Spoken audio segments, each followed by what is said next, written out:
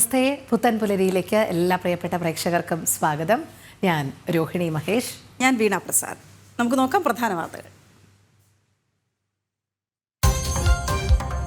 വിജയക്കുതിപ്പ് തുടരാൻ ISRO. 100ാം വിക്ഷേപണം നാളെ. ഗതിനിർണയ ഉപഗ്രഹമായ NVS-2 നാളെ ഭ്രമണപഥത്തിലെത്തിക്കും.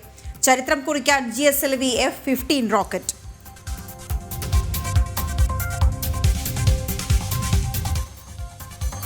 നെന്മാറ ഇരട്ടക്കൊലപാതക കേസിൽ പ്രതിയെ കണ്ടെത്താനാകാതെ പോലീസ്. ചെന്താമരയ്ക്കായി നെല്ലിയാമ്പതി വനത്തിനുള്ളിൽ തിരച്ചിൽ. ഇന്ന് 4 സംഘങ്ങളായി പരിശോധന. തമിഴ്നാട്ടിലേക്ക് കടന്നതായി സൂചന.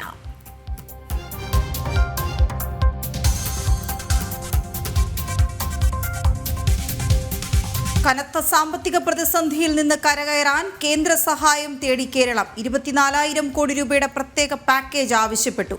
കടമെടുപ്പ് പരിധി 3.5% ഉയർത്തണമെന്നും ആവശ്യം.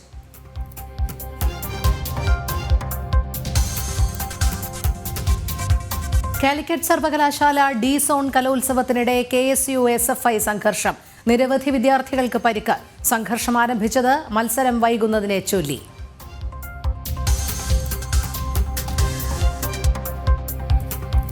ബംഗ്ലാദേശി നുഴഞ്ഞുകയറ്റ കേസുകളിൽ പോലീസ് സംഘം ബംഗ്ലാദേശിലേക്ക്. അറസ്റ്റിലായവരുടെ ക്രിമിനൽ പശ്ചാത്തലങ്ങൾ കണ്ടെത്താൻ നീക്കം.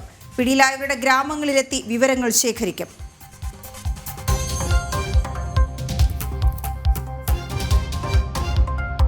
മഹാകുംഭമേളയിൽ 2ാം അമൃത സ്നാനത്തിനൊരുങ്ങി പ്രയാഗ്രാജ്. പുണ്യസ്നാനം മൗനി അമാവാസി ദിനമായ നാളെ. രാജ്യത്ത് സനാതന ബോർഡ് രൂപീകരിക്കണമെന്ന് കുംഭമേളയിൽ നടന്ന സനാതന ധർമ്മ പാർലമെന്റ്.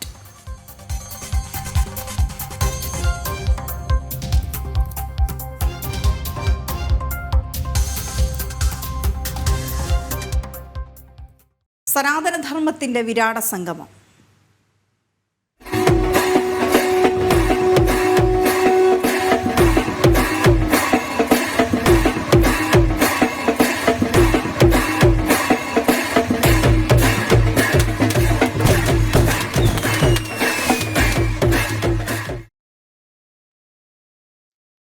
രണ്ടാം അമൃത സ്നാനത്തിനൊരുങ്ങി പ്രയാഗ്രാജ്. മഹാകുംഭമേളയിലെ 2ാം അമൃത സ്നാനം മൗനി അമാവാസി ദിനമായ നാളെ നടക്കും.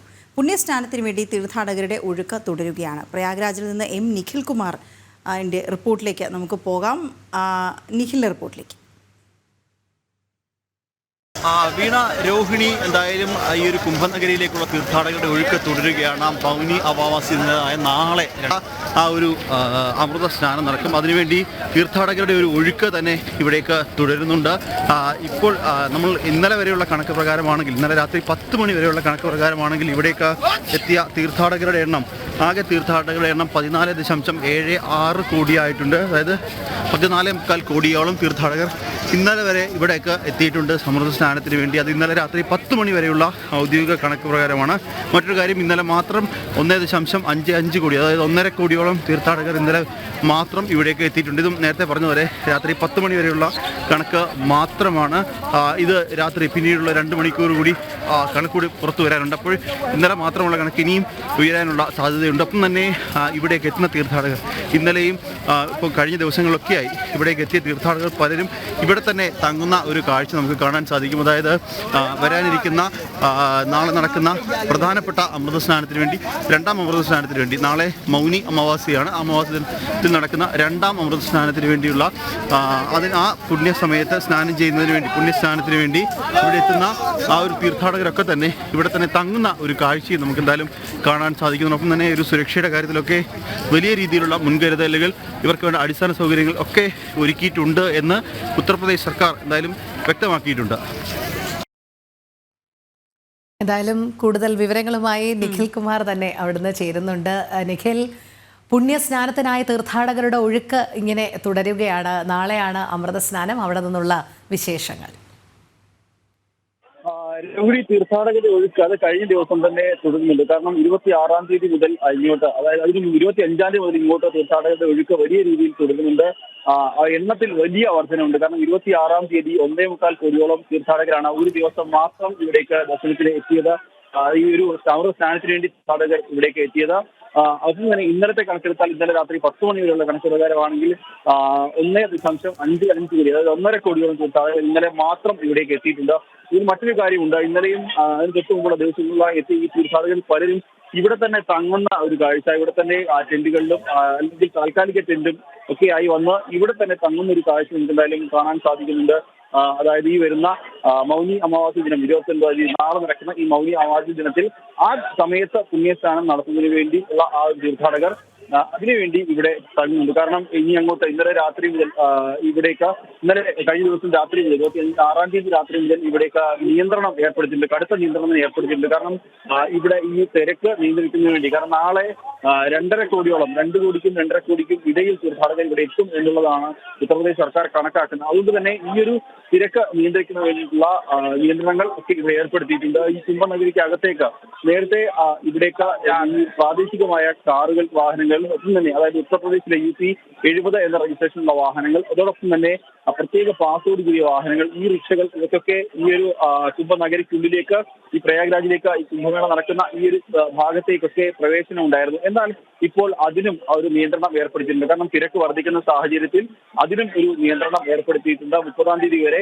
പ്രത്യേക പാസുള്ള വാഹനങ്ങൾക്ക് പോലും, അതായത് എമർജൻസി വെഹിക്കിൾസിന് മാത്രം, അതായത് സർക്കാർ വാഹനങ്ങൾക്കും VIP വാഹനങ്ങൾക്കും ഒപ്പം തന്നെ ഈ ഒരു എമർജൻസി ആംബുലൻസ് അടക്കമുള്ള അല്ലെങ്കിൽ എമർജൻസി വെഹിക്കിൾസിന് മാത്രമാണ്, സേനാ വിഭാഗങ്ങളുടെ അടക്കമുള്ള വാഹനങ്ങൾ മാത്രമാണ് ഇതിലേക്ക് പ്രവേശനമുള്ളത്. മറ്റു വാഹനങ്ങളൊക്കെ ഈ നഗരിക്ക് പുറത്ത് വരെയാണ് പ്രവേശനം ഉള്ളത്. അങ്ങനെ നിയന്ത്രണങ്ങൾ ഏർപ്പെടുത്തിയിട്ടുണ്ട്. ഒപ്പം തന്നെ ഓരോ പാലങ്ങളിലുമായി ഇവിടുന്ന് നമുക്ക് ഓരോ സ്ഥലങ്ങളിലേക്ക് മറുകരയിലേക്ക് എത്താൻ നിരവധി പാലങ്ങളുണ്ട്. ഓരോ പാലങ്ങളിലും നിയന്ത്രണം ഏർപ്പെടുത്തിയിട്ടുണ്ട്. കാരണം ഓരോ കരയിലും ഓരോ സെക്ടറിലെയും തിരക്ക് അനുസരിച്ചാണ് എന്തായാലും ഇപ്പോൾ ആളുകളെ നിയന്ത്രിക്കുന്നത്. ഇപ്പോഴും രാവിലെ മുതൽ തന്നെ വലിയ തിരക്ക്, രാവിലെ എന്നല്ല ഇന്നലെ രാവിലെ മുതൽ തന്നെ തുടങ്ങിയ ആ ഒരു തിരക്ക് ഇപ്പോഴും അങ്ങനെ തുടരുന്നുണ്ട് എന്ന് പറയാൻ സാധിക്കും. കാരണം ഈ റോഡുകളിലൂടെയൊക്കെ ആളുകൾ നിറഞ്ഞു വരുന്നത് ഇന്നലെ രാവിലെ മുതൽ തുടങ്ങിയ കാഴ്ചയാണ്. അത് അങ്ങനെ തന്നെ തുടരുന്നുണ്ട് എന്നുള്ളതാണ്.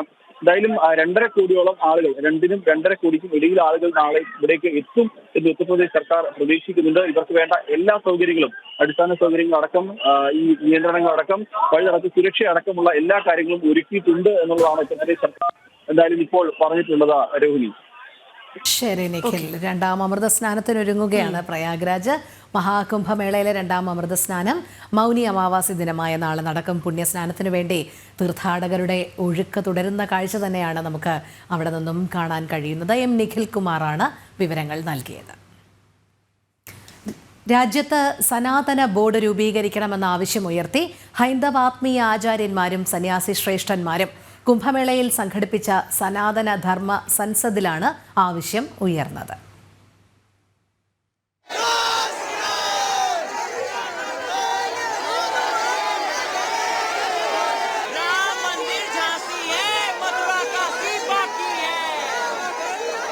സനാതനധർമ്മത്തിന്റെ സംരക്ഷണത്തിനായി രാജ്യത്ത് സനാതന ബോർഡ് രൂപീകരിക്കണമെന്ന ആവശ്യമുയരുന്നു. കുംഭമേളയിൽ സംഘടിപ്പിച്ച സനാതനധർമ്മ സൻസദാണ് ഇക്കാര്യം ആവശ്യപ്പെട്ടത്. ഇതിന്റെ കരട് രൂപവും ധർമ്മ സൻസദ് അംഗീകരിച്ചു. രാജ്യത്ത് ന്യൂനപക്ഷ സംരക്ഷണത്തിന്റെ പേരിൽ രൂപീകരിക്കപ്പെട്ട വഖഫ് ബോർഡിന്റെ വ്യാപക അധിനിവേശം ചർച്ചയായ സാഹചര്യത്തിലാണ് സനാതനധർമ്മ സംരക്ഷണത്തിനായി സനാതന ബോർഡിനായി ആവശ്യമുയരുന്നത്. സനാതനധർമ്മം നിലനിന്നെങ്കിൽ മാത്രമേ ലോകത്ത് എല്ലാ ജീവജാലങ്ങൾക്കും നിലനിൽപ്പുള്ളൂവെന്നും അതിനാൽ തന്നെ സനാതന ബോർഡിന്റെ രൂപീകരണം അനിവാര്യമാണെന്നും ധർമ്മ സൻസദ് ചൂണ്ടിക്കാട്ടി. ഹൈന്ദവാത്മീയ ആചാര്യന്മാരും സന്യാസി ശ്രേഷ്ഠരുമാണ് സൻസദിൽ പങ്കെടുത്തത്. പ്രയാഗ്രാജ്, ജനം. മലയാളിയായ യുവസന്യാസി സാധു ആനന്ദവനം ഭാരതിയെ ജൂന അഖാഡയുടെ മഹാമണ്ഡലേശ്വറായി അഭിഷേകം ചെയ്തു. മഹാമണ്ഡലേശ്വർ സ്ഥാനത്തേക്ക് എത്തുന്ന അപൂർവം മലയാളികളിൽ ഒരാളായ സാധു ആനന്ദവനം SFI തൃശൂർ ജില്ലാ വൈസ് പ്രസിഡന്റായും പ്രവർത്തിച്ചിരുന്നു. പ്രയാഗ്രാജിലെ കുംഭമേളയിലാണ് മഹാമണ്ഡലേശ്വറായുള്ള അഭിഷേക ചടങ്ങുകൾ നടന്നത്. മാർസിസത്തിൽ നിന്ന് അദ്വൈതത്തിലേക്കുള്ള പരിണാമം. ചാലക്കുടിക്കാരൻ P. സലിൽ സാധു ആനന്ദവനം ഭാരതിയായത് ജന്മനിയോഗം. പ്രയാഗ്രാജിലെ മഹാകുംഭമേളയിൽ ജൂന അഖാഡയുടെ സഭാപതി മഹന്ത് പ്രേംഗിരി മഹാരാജിന്റെ നേതൃത്വത്തിൽ നടന്ന ചടങ്ങിൽ ജൂന പീഠാധീശ്വർ ആചാര്യ മഹാമണ്ഡലേശ്വർ സ്വാമി അവദേശാനന്ദഗിരി മഹാരാജ് അഭിഷേക ചടങ്ങുകൾ നിർവഹിച്ചു.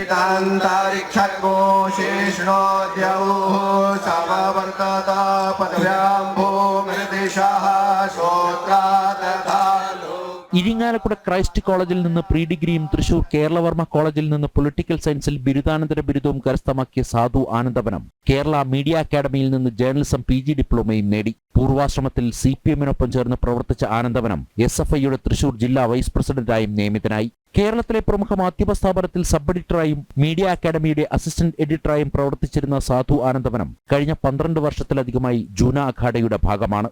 50 വർഷത്തോളം മുമ്പ് സ്വാമി കാശികാനന്ദഗിരി മഹാരാജ് അടക്കമുള്ള 3 മലയാളികൾ നിരഞ്ജനി അഖാഡയുടെ മഹാമണ്ഡലേശ്വർ പദവിയിലെത്തിയിട്ടുണ്ടെങ്കിലും അവരുടെ ആശ്രമവും പ്രവർത്തന കേന്ദ്രവും കാശിയും ഋഷികേശുമായിരുന്നു. ഭാരതത്തിലെ ഏറ്റവും പ്രാചീനവും വലുതുമായ നാഗസന്യാസി സമൂഹമാണ് ശ്രീ പഞ്ചദശനാം ജൂന അഖാഡ. ജൂന അഖാഡ ഉൾപ്പെടെ 13 അഖാഡകളാണ് ഭാരതത്തിൽ പ്രചാരത്തിലുള്ളത്. ജനം, ഡൽഹി. സംസ്ഥാന മന്ത്രിസഭാ യോഗം ഇന്ന് ചേരും. എലപ്പുള്ളിയിലെ ബ്രൂവർ ചർച്ചയാകും. CPI മന്ത്രിമാരുടെ പ്രതികരണവും ഇന്നുണ്ടായേക്കും. ഇന്നലെ ആലപ്പുഴയിൽ ചേർന്ന സംസ്ഥാന എക്സിക്യൂട്ടീവിൽ CPI നിലപാട് വ്യക്തമാക്കിയിരുന്നു. കൂടാതെ ജീവപര്യന്തം തടവിന് ശിക്ഷിക്കപ്പെട്ടവരുടെ മോചനവും അജണ്ടയിൽ ഉണ്ട്. ശാലിനിയിലേക്ക് എത്താം. എന്തായാലും ഇന്ന് സംസ്ഥാന മന്ത്രിസഭാ യോഗം ചേരുമ്പോൾ വിവാദ വിഷയങ്ങളടക്കം ചർച്ചയാകുമെന്നുള്ള കാര്യത്തിൽ സംശയമില്ല. ബ്രൂവറി വരുമ്പോൾ രോഹിണി, CPI മന്ത്രിമാർ എന്ത് നിലപാടെടുക്കും എന്നുള്ളത് കഴിഞ്ഞ പ്രാവശ്യം മന്ത്രിമാർ പറയുന്നൊരു കാര്യമുണ്ട്. മന്ത്രിസഭയുടെ ഭാഗമായിരിക്കുമ്പോൾ കൂട്ടായ നിലപാടുകളിലേക്ക് വരുന്നു, അത് ഒരു നിലപാടിലേക്ക് എത്തുന്നു. പക്ഷെ പാർട്ടിക്ക് വ്യത്യസ്ത അഭിപ്രായങ്ങൾ ഉണ്ടായേക്കാം. പാർട്ടിയുടെ അഭിപ്രായം മന്ത്രിസഭയിൽ എത്തുമ്പോൾ ചിലപ്പോൾ അത് മന്ത്രിമാർ മിണ്ടാതിരിക്കുന്ന സാഹചര്യത്തിൽ കണ്ടിട്ടുണ്ട്. കാരണം പലപ്പോഴും നമുക്കറിയാം വീണ, ഏതെങ്കിലും ഒരു സാമൂഹിക വിഷയം വരുമ്പോൾ CPI എതിർക്കുന്ന ഒരു നിലപാട് സ്വീകരിക്കാറുണ്ട്. പക്ഷേ പിന്നീട് എന്ത് സംഭവിച്ചു എന്നുള്ളത് കാലം സാക്ഷിയാണ്. അതെ, മന്ത്രിസഭയിലേക്ക് എത്തുമ്പോൾ പറയുന്ന നിലപാട് ഇതാണ്, വ്യത്യസ്തമായിരിക്കും. അത് മാത്രമല്ല, CPI സംസ്ഥാന സെക്രട്ടറി ബിനോയ് വിശ്വം പറഞ്ഞു വെച്ച ഒരു കാര്യം കൂടി ഉണ്ടായിരുന്നു. വികസനത്തിന് ഞങ്ങൾ എതിരല്ല, പക്ഷേ ജനങ്ങളുടെ കുടിവെള്ളം മുട്ടിച്ചുകൊണ്ടുള്ള ഒരു പദ്ധതിക്കും തയ്യാറല്ല എന്നുള്ളത്. എന്തായാലും എന്തൊക്കെയായിരിക്കും മന്ത്രിസഭാ യോഗ വിശേഷങ്ങൾ എന്നുള്ളത് നമുക്കറിയാം. മന്ത്രിമാർ വാ തുറക്കുമോ? ശാലിനി ചേരുന്നുണ്ട്. ശാലിനി, ഇന്ന് മന്ത്രിസഭാ യോഗം ചേരുമ്പോൾ എന്തൊക്കെ വിഷയങ്ങളായിരിക്കും ചർച്ചയ്ക്ക് എടുക്കുക?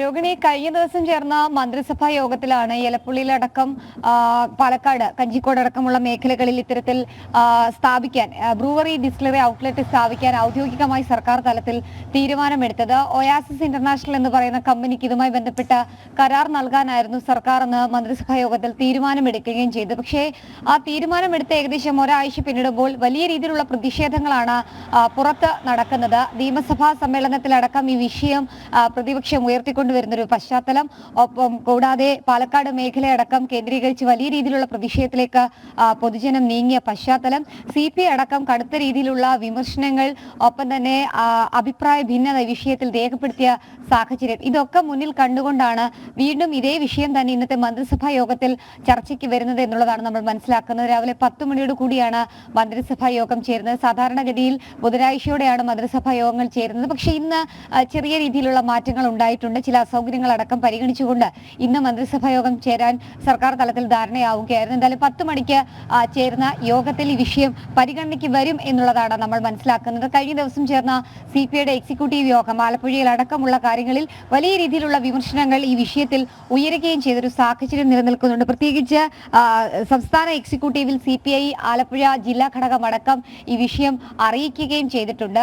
CPIക്ക് ഇതിലുള്ള ഭിന്നത, ഒപ്പം തന്നെ അഭിപ്രായ വ്യത്യാസം അടക്കമുള്ള കാര്യങ്ങൾ സംസ്ഥാന നേതൃത്വത്തെ അറിയിച്ചിട്ടുണ്ട്. ഇതടക്കമുള്ള കാര്യങ്ങൾ ഇന്നത്തെ യോഗത്തിൽ ചർച്ചയ്ക്ക് വരാനുള്ള സാധ്യതകളാണ്. പ്രധാനമായും ബ്രൂവറി ഡിസ്റ്റിലറി വിഷയം തന്നെയായിരിക്കും പ്രധാന അജണ്ടയായി മന്ത്രിസഭാ യോഗത്തിൽ വരിക എന്നുള്ളതാണ് നമ്മൾ പ്രതീക്ഷിക്കുന്നത്. അതിലൊരു തീരുമാനം ഇന്നത്തെ യോഗത്തിൽ ഔദ്യോഗികമായി ഉണ്ടാകാനുള്ള സാഹചര്യമുണ്ട്. പ്രത്യേകിച്ച് ഈ കരാർ പിൻവലിക്കില്ല എന്നുള്ളൊരു നിലപാടും, ഒപ്പം തന്നെ ഇത്തരത്തിലുള്ള കരാറുകളോ അല്ലെങ്കിൽ ഇത്തരത്തിലുള്ള പദ്ധതികളോ കേരളത്തിലേക്ക് വരികയാണെങ്കിൽ അതുമായി മുന്നോട്ട് പോകുമെന്ന മുഖ്യമന്ത്രിയുടെ നിലപാട്. അതുകൊണ്ട് കാര്യമായി തന്നെ മാറ്റങ്ങൾ ഉണ്ടാകാൻ സാധ്യതയില്ല എങ്കിൽ പോലും CPIയുടെ എതിർപ്പ്, CPIയുടെ മന്ത്രിമാർ അടക്കമുള്ളവർ ഈ വിഷയം ഇന്ന് ക്യാബിനറ്റിൽ ചർച്ചയ്ക്ക് കൊണ്ടുവരും എന്നുള്ളതിൽ സംശയമില്ല. അങ്ങനെയെങ്കിൽ ഏതെങ്കിലും തരത്തിലുള്ള മാറ്റങ്ങളോ കൂടിയാലോചനകൾക്കോ സാധ്യതയുണ്ടോ എന്നുള്ളതാണ് നമുക്ക് കണ്ടറിയേണ്ടത്. കൂടാതെ മറ്റൊരു പ്രധാനപ്പെട്ട കാര്യം, ഈ ജീവപര്യന്തം തടവിന് ശിക്ഷിക്കപ്പെട്ടവരുടെ മോചനം അടക്കമുള്ള കാര്യങ്ങളിൽ ഒരു വ്യക്തത, അല്ലെങ്കിൽ അതുമായി ബന്ധപ്പെട്ട ചില കാര്യങ്ങൾ കൂടി ഇന്നത്തെ മന്ത്രിസഭാ യോഗം ചർച്ചയ്ക്ക് എടുക്കുമെന്നുള്ളതാണ് നമ്മൾ മനസ്സിലാക്കുന്നത്. ഏകദേശം സംസ്ഥാനത്ത് 40 40-ലധികം പേർ വധശിക്ഷയ്ക്ക് വിധിച്ച് കഴിയുന്ന സാഹചര്യം, 2 വനിതകൾ ഉൾപ്പെടെ അതിൽ ഉൾപ്പെട്ട പശ്ചാത്തലം, ജീവപര്യന്തം അടക്കമുള്ള കാര്യങ്ങളിൽ പാർട്ടി ഇഷ്ടക്കാരടക്കമുള്ളവർ നിലനിൽക്കുന്ന ഒരു സാഹചര്യം കൂടിയുണ്ട്. വിവിധ ജയിലുകളിലടക്കം രാഷ്ട്രീയ കൊലപാതകങ്ങൾക്കും ഒപ്പം തന്നെ രാഷ്ട്രീയ അതിക്രമങ്ങൾക്കും ഒക്കെ കാരണക്കാരായിട്ടുള്ള പ്രതികൾ ജീവപര്യന്ത ശിക്ഷ നേരിടുന്ന ഒരു സാഹചര്യമുണ്ട്. ഇതിലടക്കമുള്ള കാര്യങ്ങളിൽ ചില വ്യക്തതകളും ഇളവുകളും അടക്കം അനുവദിക്കുന്നതിൽ ഒരു ഔദ്യോഗികമായിട്ടുള്ള തീരുമാനവും ചർച്ചയും ഇന്നത്തെ മന്ത്രിസഭാ യോഗത്തിൽ ഉണ്ടാകുമെന്നുള്ളതാണ് നമ്മൾ പ്രതീക്ഷ. എന്നാലും ബ്രൂവറി ഡിസ്റ്റിലറി വിഷയം തന്നെയായിരിക്കും പ്രധാന അജണ്ടയെങ്കിലും സംസ്ഥാനത്തെ വിവിധ സാഹചര്യങ്ങൾ, വിഷയങ്ങൾ അടക്കമുള്ള കാര്യങ്ങളും ഇന്നത്തെ ക്യാബിനറ്റിന്റെ പ്രധാന പരിഗണനയ്ക്ക് വരുന്നുണ്ട്. രോഹിണി. ശരി, ഓക്കെ. ശാലിനിയാണ് വിവരങ്ങൾ നൽകിയത്. പാലക്കാട് എലപ്പുള്ളിയിൽ മദ്യനിർമ്മാണശാല ആരംഭിക്കാൻ ഒരു കാരണവശാലും അനുവദിക്കില്ലെന്ന് BJP പാലക്കാട് ഈസ്റ്റ് ജില്ലാ പ്രസിഡന്റ് പ്രശാന്ത് ശിവൻ. ജലചൂഷണം നടത്തുന്ന ഒരു കമ്പനിയും പാലക്കാട്ട് വേണ്ട. BJP ശക്തമായ സമരപരിപാടികളുമായി മുന്നോട്ടു പോകുമെന്നും പ്രശാന്ത് ശിവൻ പറഞ്ഞു. BJP പാലക്കാട് ഈസ്റ്റ് ജില്ലാ പ്രസിഡന്റായി തെരഞ്ഞെടുക്കപ്പെട്ട പ്രശാന്ത് ശിവൻ ഇപ്പോൾ ചേരുകയാണ്. എങ്ങനെ കാണുന്നു ഈ ഒരു ചുമതല? ഇതിനെ സംബന്ധിച്ച് പറയുകയാണെന്നുണ്ടെങ്കിൽ നമ്മളൊരു ഫുട്ബോൾ കളിക്കുന്ന ടീമിനകത്തുള്ള 11-നകത്ത് ഫോർവേഡ് കളിക്കുന്ന ആൾ ചിലപ്പോൾ ബാക്കിൽ നിൽക്കേണ്ടി വരും, ബാക്കിൽ നിൽക്കുന്ന ആൾ ഗോളിൽ നിൽക്കേണ്ടി വരും. അത്രേ ഉള്ളൂ. ഈ പാർട്ടിയെ സംബന്ധിച്ചിടത്തോളം ചുമതലകൾ മാറുന്നു എന്നുള്ളൂ. ചെയ്യുന്ന പ്രവർത്തനം എല്ലാവരും ഒന്ന് തന്നെയാണ്. എല്ലാവരും കൂട്ടായ ഒരു പ്രവർത്തനത്തിലൂടെയാണ് ഇത് മുന്നോട്ട് കൊണ്ടുപോകേണ്ടത്. പിന്നെ എന്നേക്കാൾ യോഗ്യരായ മറ്റുള്ളവരില്ലാത്തത് കൊണ്ടല്ല ഞാൻ പ്രസിഡൻ്റായത്. എന്നേക്കാൾ യോഗ്യരായ 100 കണക്കിന് കാര്യകർത്താക്കന്മാർ ഭാരതീയ ജനതാ പാർട്ടിക്ക് പാലക്കാട് ജില്ലയിലുണ്ട്. പക്ഷേ ഈ ഒരു സമയത്ത് ഈ പ്രവർത്തനം നടത്താൻ പാർട്ടി എന്നെ നിയോഗിച്ചു എന്ന് മാത്രമേ ഉള്ളൂ. അത് ഇത്തരത്തിൽ ഒരു അവസരം തന്ന പാർട്ടിയുടെ സംസ്ഥാന ദേശീയ നേതൃത്വത്തിന് അതിയായ കടപ്പാടുണ്ട്. കാരണം ഇത്രയും ചെറിയൊരു പ്രായത്തിൽ ഇത്രയും വലിയൊരു ഭാരിച്ച ഉത്തരവാദിത്വമാണ് ഏൽപ്പിച്ചിരിക്കുന്നത്. പക്ഷേ നമുക്ക് കൂട്ടായ ഒരു പരിശ്രമത്തിലൂടെ, ഒരു ഏകോപനത്തിലൂടെ ഈ കാര്യങ്ങളെല്ലാം വളരെ നല്ല രീതിയിൽ മുന്നോട്ട് കൊണ്ടുപോകാൻ സാധിക്കുന്നതിനാണ് പ്രതീക്ഷിക്കുന്നത്. ഈസ്റ്റ് ജില്ല എന്നുള്ളത് MLA ഇലക്ഷൻ ഉൾപ്പെടെ നിയമസഭാ തെരഞ്ഞെടുപ്പിൽ ഉൾപ്പെടെ BJP ശക്തമായ പ്രകടനം കാഴ്ചവെക്കുന്ന മണ്ഡലങ്ങൾ ഉൾപ്പെടെയുള്ള മേഖലയാണ്. അപ്പം അവിടെ മണ്ഡലത്തിൽ കൂടുതൽ ജില്ലയിൽ പാർട്ടിയെ ശക്തിപ്പെടുത്തുക എന്നുള്ളത് തന്നെയാണ് വിഷയം. നിലവിൽ ഭാരതീയ ജനതാ പാർട്ടിക്ക് ഈ മേഖലയിൽ നിരവധി നല്ല ശക്തിയുള്ള പഞ്ചായത്തുകൾ, നഗരസഭ, അതുപോലെ തന്നെ നിയോജക മണ്ഡലങ്ങളെല്ലാം നല്ല ശക്തിയുള്ള മണ്ഡലങ്ങൾ തന്നെയാണ്. നിലവിൽ ഇപ്പോൾ ഉദ്ദേശിച്ചിരിക്കുന്നത് ഒരു ടീമോട് കൂടി ഒരുമിച്ച് നിന്നുകൊണ്ട് ഒരു കൂട്ടായ പരിശ്രമത്തിലൂടെ മുഴുവൻ ബൂത്തുകളിലും വളരെ സജീവമായ രീതിയിലുള്ള പ്രവർത്തനം നടത്തുക. ലോക്കലി ധാരാളം ലീഡർമാരെ പാർട്ടിക്ക് വേണ്ടി ഉണ്ടാക്കിയെടുക്കുക. ഇപ്പോൾ ഉള്ള ലീഡർമാരെ മോൾഡ് ചെയ്തെടുക്കുക. അത്തരത്തിൽ മുഴുവൻ ബൂത്തുകളിലും വലിയ രീതിയിലുള്ള മുന്നേറ്റം ഉണ്ടാക്കുക. മുന്നേറ്റം ഉണ്ടാക്കിയ ബൂത്തുകളിൽ 60-70% വോട്ട് BJPക്ക് കിട്ടുന്ന രീതിയിൽ വലിയ ശക്തമായ പ്രവർത്തനം നടത്തുക എന്നുള്ള ലക്ഷ്യത്തോടെ തന്നെ മുന്നോട്ട് പോകുന്നു. 24/7 നമ്മൾ നല്ല രീതിയിൽ ക്രിയേറ്റീവായിട്ടുള്ള ഇടപെടലുകൾ നടത്തിക്കഴിഞ്ഞു വെച്ചാൽ ധാരാളം ജനകീയ വിഷയങ്ങൾ പാലക്കാട് ജില്ലയിൽ പാർട്ടി ഏറ്റെടുത്ത് നടത്തിയിട്ടുള്ള നിരവധി വിഷയങ്ങളുണ്ട്. അതിൻ്റെ ഒരു ഫോളോ പ്രവർത്തനങ്ങൾ നമുക്ക് മുന്നോട്ട് കൊണ്ടുപോകേണ്ടതായിട്ടുണ്ട്. ഇപ്പോൾ നമുക്കറിയാം, നമ്മുടെ കഞ്ചിക്കോട് ബ്രൂവറിയുമായി ബന്ധപ്പെട്ട് വലിയ രീതിയിലുള്ള സമരങ്ങൾക്ക് പാർട്ടി കഴിഞ്ഞ കുറേ ദിവസങ്ങളായിട്ട് അതിന് തുടക്കം കുറിച്ചിട്ടുണ്ട്. അത് ഏറ്റെടുത്തുകൊണ്ട് വലിയ മുന്നേറ്റം പാലക്കാട് ജില്ലയിലെ ജനങ്ങളെ കൂട്ടിയോജിപ്പിച്ചുകൊണ്ട് ജനകീയമായ സമരത്തിലൂടെ വലിയ ശക്തമായ പ്രതിഷേധ പരിപാടികളാണ് തുടക്കം കുറിക്കാൻ പോകുന്നത്. ബ്രൂവറിക്കെതിരെ ശക്തമായ നിലപാടുമായി മുന്നോട്ട് പോകുന്നുള്ളത് തന്നെയാണ്. അതായത് അത് നടക്കുന്നത്, ആ ബ്രൂവറി വന്നു കഴിഞ്ഞാൽ അല്ലെങ്കിൽ മദ്യനിർമ്മാണശാല വന്നു കഴിഞ്ഞാൽ ആ പ്രദേശത്തെ ജനതയാകെ അത് ബാധിക്കുമെന്നുള്ളത് തന്നെയാണ്. ബ്രൂവറി വന്നു കഴിഞ്ഞാൽ എന്നുള്ളതിനെക്കുറിച്ച് നമ്മൾ ചിന്തിക്കുന്നില്ല. യാതൊരുവിധ കാരണവശാലും ഇത്തരത്തിൽ വെള്ളമൂറ്റുന്ന, സാധാരണക്കാരെ ദ്രോഹിക്കുന്ന, ജനങ്ങൾക്ക് ബുദ്ധിമുട്ടുണ്ടാക്കുന്ന ആ ബ്രൂവറിയിൽ സർക്കാരിൻ്റെ നിലപാട് തെറ്റ് എന്ന് തന്നെയാണ് നയം. വളരെ ശക്തമായ രീതിയിലുള്ള പ്രതിഷേധങ്ങളുണ്ടാവും. പാർട്ടിയുടെ സംസ്ഥാന അധ്യക്ഷൻ ആദരണീയനായ മുരളിയേട്ടൻ തുടങ്ങിയ ആളുകൾ വളരെ കൃത്യമായ ആ വിഷയത്തിലെ നിലപാട് പറഞ്ഞിട്ടുള്ളത് തന്നെയാണ്. ആ വിഷയം ഏറ്റെടുത്ത് അതിശക്തമായ രീതിയിലുള്ള സമരപരമ്പരകളുമായി പാർട്ടി ശക്തമായി തന്നെ മുന്നോട്ട് പോകും. തന്നെയാണ്, അതായത് സംഘടനയെ ശക്തിപ്പെടുത്തിക്കൊണ്ടും ഒപ്പം തന്നെ സർക്കാരിൻ്റെ വിവിധ നയങ്ങളിലുള്ള വിഷയങ്ങളിലുള്ള ആ ഒരു പോരാട്ടം, BJPയുടെ പോരാട്ടം ശക്തമായി തന്നെ തുടരും എന്നുള്ളതാണ് BJPയുടെ പാലക്കാട് ഈസ്റ്റ് ജില്ലാ പ്രസിഡന്റ് പ്രശാന്ത് ശിവൻ വ്യക്തമാക്കുന്നത്. PR മനൂപിനൊപ്പം അരുൺ ആലത്തൂർ, ജനം, പാലക്കാട്. മറ്റൊരു വാർത്തയിലേക്ക് പോവുകയാണ്. നെന്മാറ ഇരട്ട കൊലപാതക കേസിൽ പ്രതിയെ കണ്ടെത്താനാകാതെ പോലീസ്. ചെന്താമരയ്ക്കായി പോലീസ് തിരച്ചിൽ ഊർജിതമാക്കി. ഇന്ന് 4 സംഘങ്ങളായി തിരിഞ്ഞാണ് പരിശോധന നടത്തുന്നത്. ഇന്നലെ രാത്രി ഏറെ വൈകിയും പ്രതിക്കായി തിരച്ചിൽ നടത്തിയെങ്കിലും കണ്ടെത്താനായിട്ടില്ല. അതേസമയം കൊല്ലപ്പെട്ടവരുടെ സംസ്കാര ചടങ്ങുകൾ ഇന്ന് നടക്കും. അരുൺ ആലത്തൂർ ചേരുന്നു വിവരങ്ങളുമായി. അരുൺ, വലിയ രീതിയിലുള്ള അന്വേഷണം ചെന്താമരയ്ക്ക് വേണ്ടി പോലീസ് സംഘം നടത്തുന്നുണ്ടെങ്കിലും ഇതുവരെ ചെന്താമരയെ കണ്ടെത്താൻ കഴിഞ്ഞിട്ടില്ല. കഴിഞ്ഞ ദിവസം മുഴുവൻ നെല്ലിയാമ്പതി മലനിരകൾ കേന്ദ്രീകരിച്ചായിരുന്നു. തമിഴ്നാട്ടിലേക്ക് കടന്നിരിക്കാമെന്നുള്ള ചില സൂചനകളും ഉണ്ടായിരുന്നു. എന്തായാലും ഇപ്പോൾ ലഭ്യമാകുന്ന ഏറ്റവും പുതിയ വിവരങ്ങൾ എങ്ങനെയാണ്?